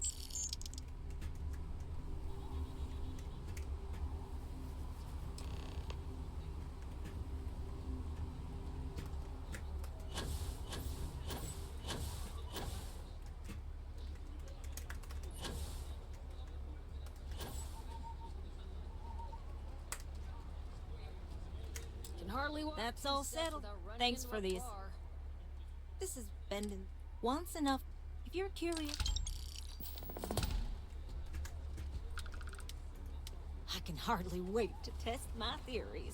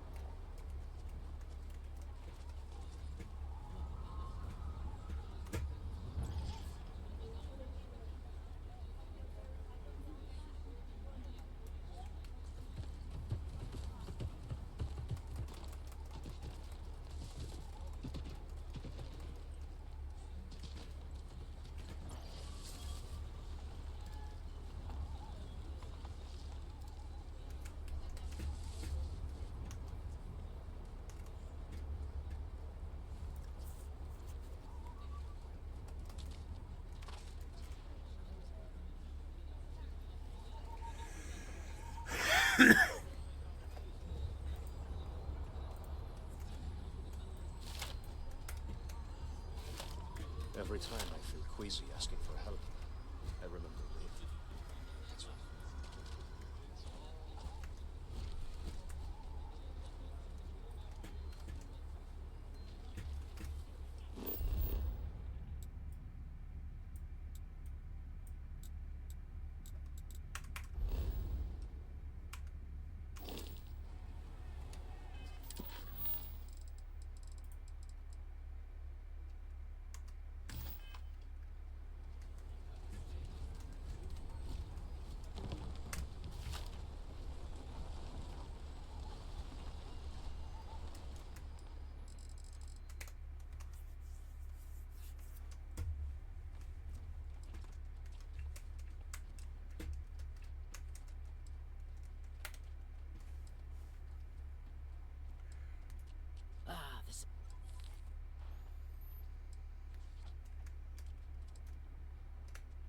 It began when the Ennead awakened. It began when the Ennead awakened. It's... That was...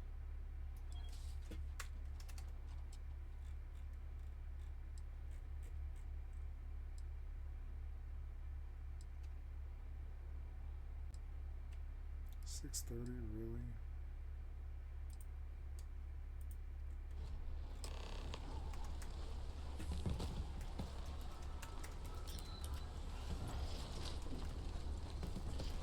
You brought them in.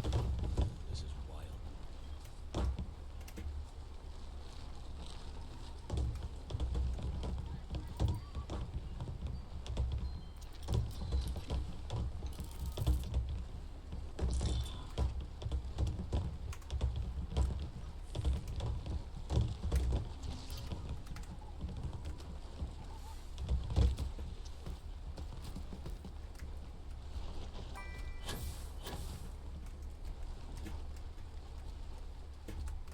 Don't you worry.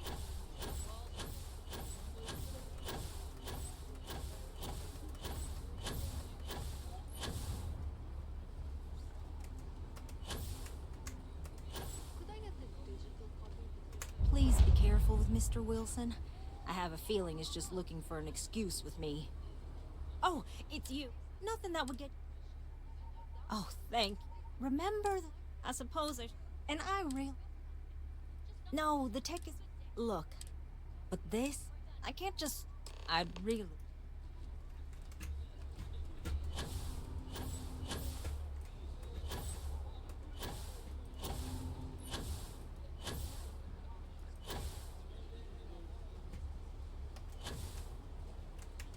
Vigilance is what keeps Aquila City safe.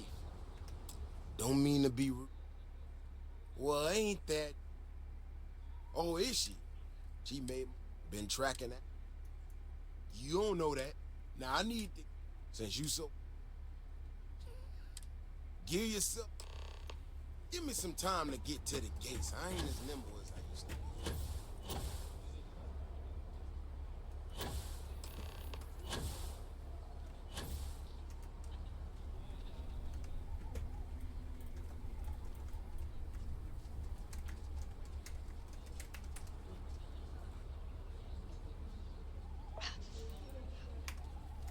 People around here think we own Aquila. They're wrong. The Ashta do. Alright? Okay then. Just stick close to me, keep your head on it, and maybe we'll get some answers.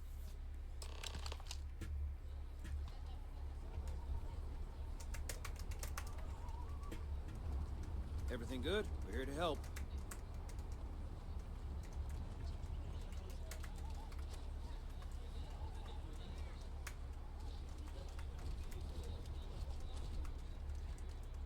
Let's stay for patrol.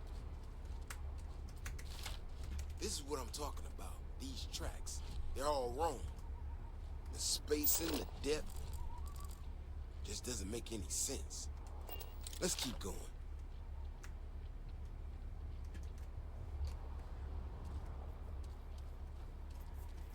Is it a deck claw? It's gonna be a deck claw, huh?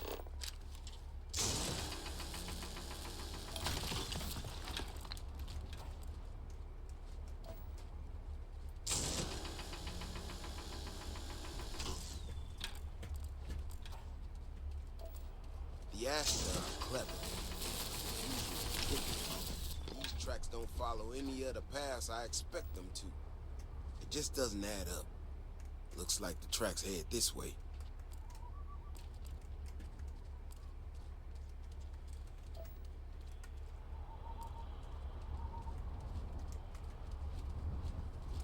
What in the hell? This is one of our security bots. Someone sent this thing out to eyes up. We got incoming. The enemy is approaching.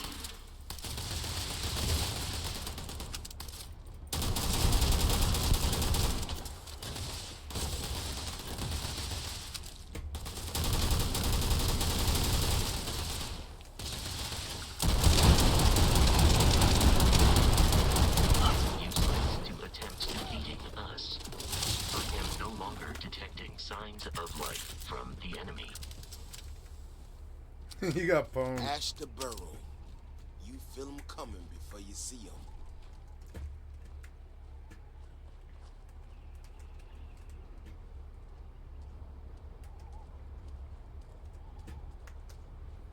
That was cool.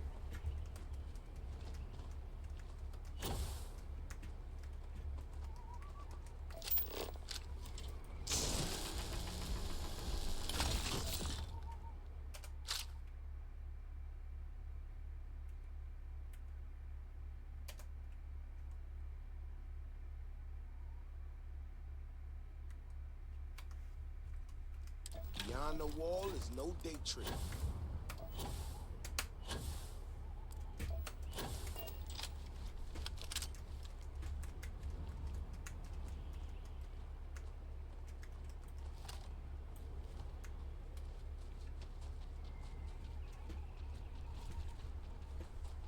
Stay close. Stay safe.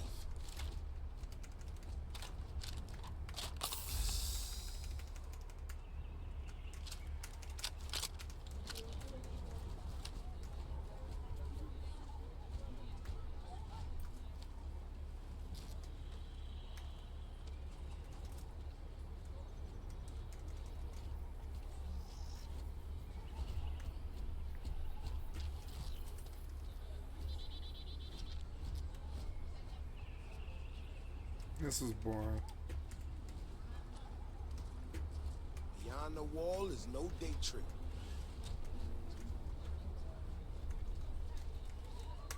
Damn it, Davis. You know how to handle yourself. Now I got even more questions. No, I expect someone from Aquila Security. I need to check this. Check the access logs on the computer. I'll meet you in the...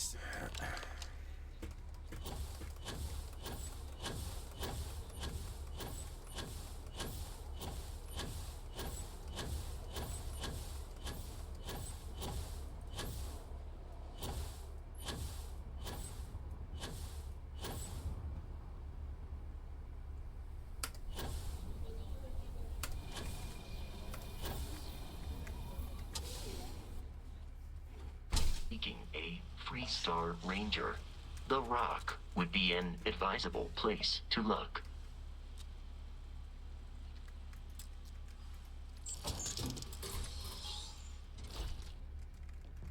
The Rock might have some work for someone like you.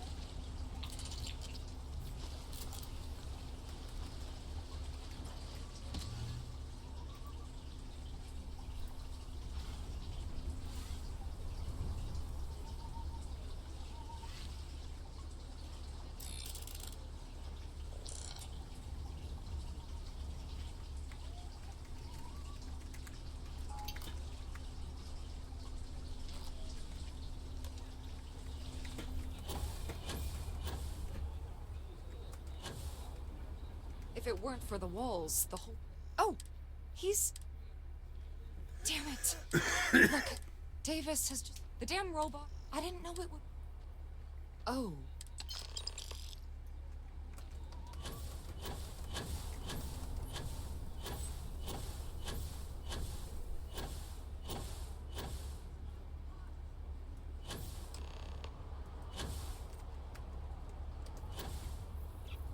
That robot could have killed people.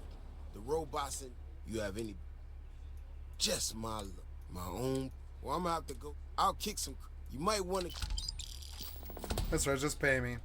Nobody has to die or go to jail or anything like that. Just give me money. Why do I have to wait 24 hours again? That's stupid. Why? Oh, leader of the pack.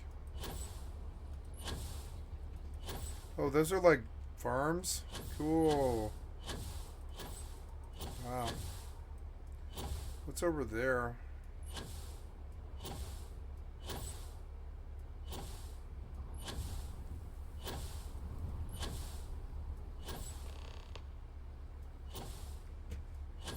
Oh, bounty, return to Roche. Okay, interrogate asbestos and then return to Roche.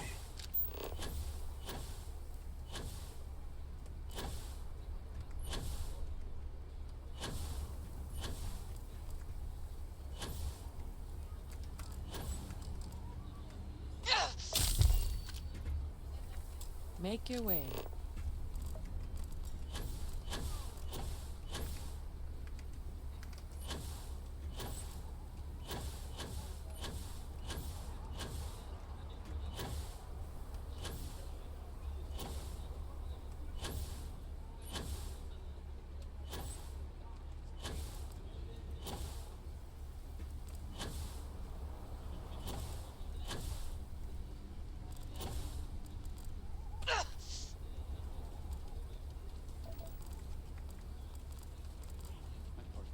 Dealing with some help. Sometimes that's just how things are.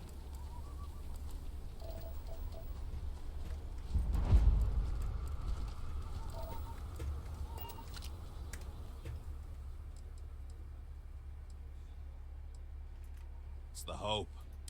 Now, if the question.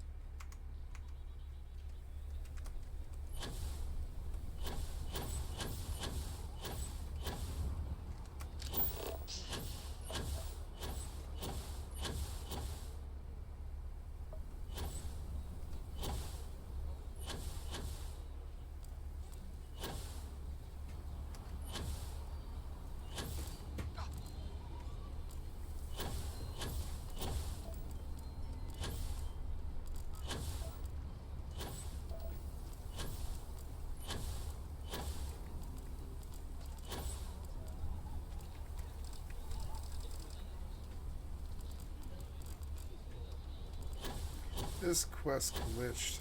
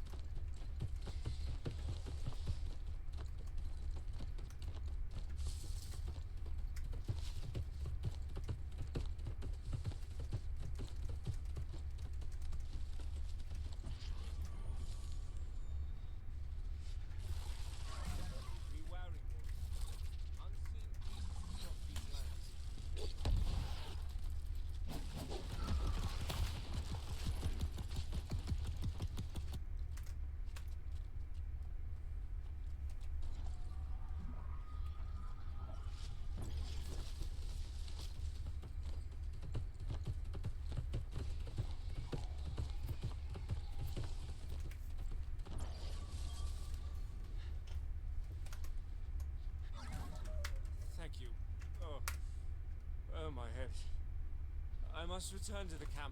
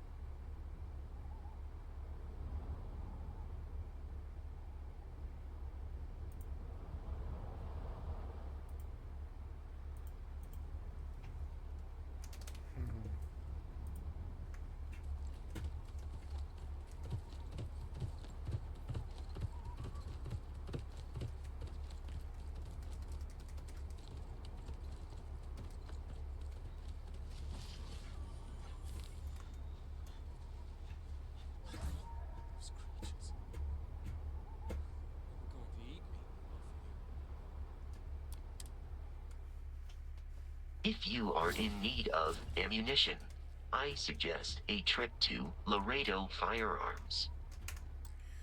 Now the voices seem very loud.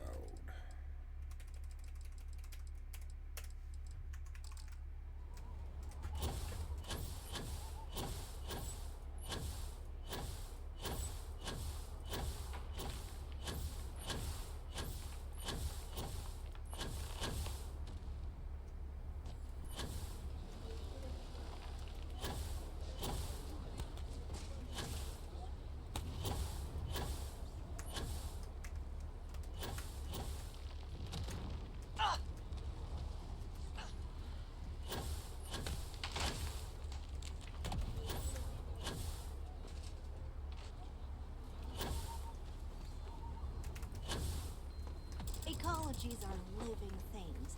They move, they change. The way we handle Ashta works for now, so we have to be prepared. Hey, how have you been? Staying out of trouble? Well, whatever things here, well, probably. Yeah. In fact, in analyze, I don't have any. I'm worried. No, I'm better, if nothing else.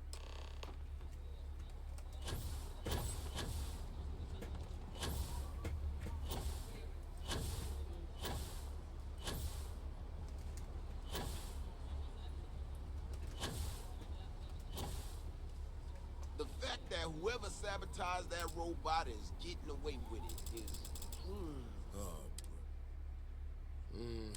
So what? And there's maybe I do. When we were still, but the more I thought about it, yeah, that's what. If there's a big, I tell you, I give you a. All right, you know, he only showed me her. Oh damn it! Didn't we just do this? Oh. Got a lot of things figured out. I think we can make some real improvements in the future. She had a couple sets of data that she thought were erroneous or something. But it seems to me that it might not be good. Faster, Ashta sounds like it matches up with the tracks I've seen. But I tell you, I'm hoping she's right, and it's just a glitch. No need to tell her I said that. Wouldn't want it going to her head. All right, here we are.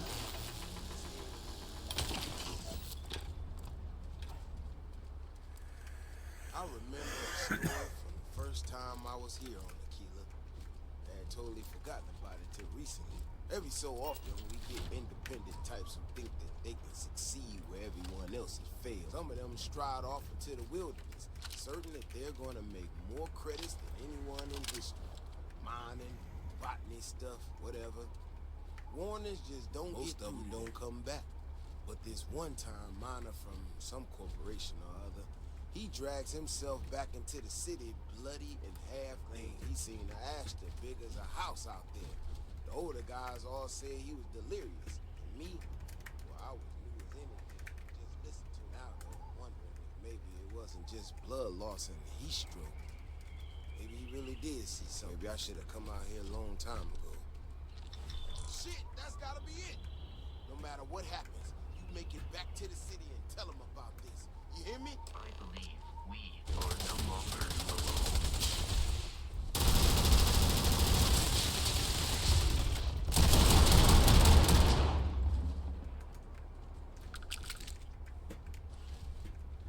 we didn't have proof, nobody would believe us about the Alpha.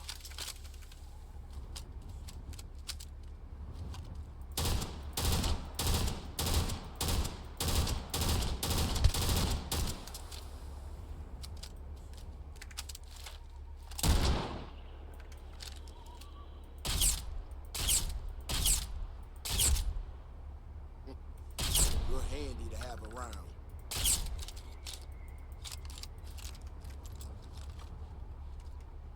I'm not gonna lie. If you hadn't, we got out of. Now that we know, so looks like I could. Thanks again.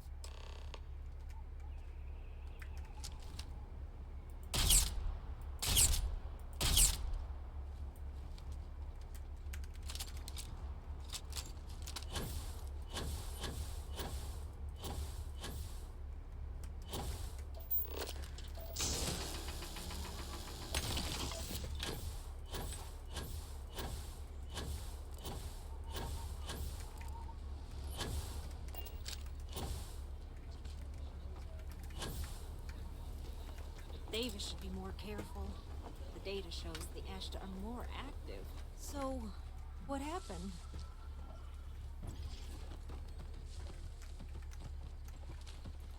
So, you know, Davis was... Don't worry. I need to get... I thought it was... Legendary rifle, Despondent Assassin. Ooh.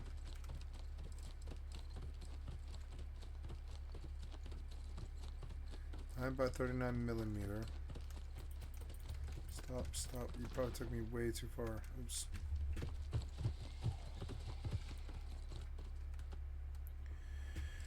So Despondent Assassin. We're gonna come to weapons and sort by value. Despondent Assassin. Now what?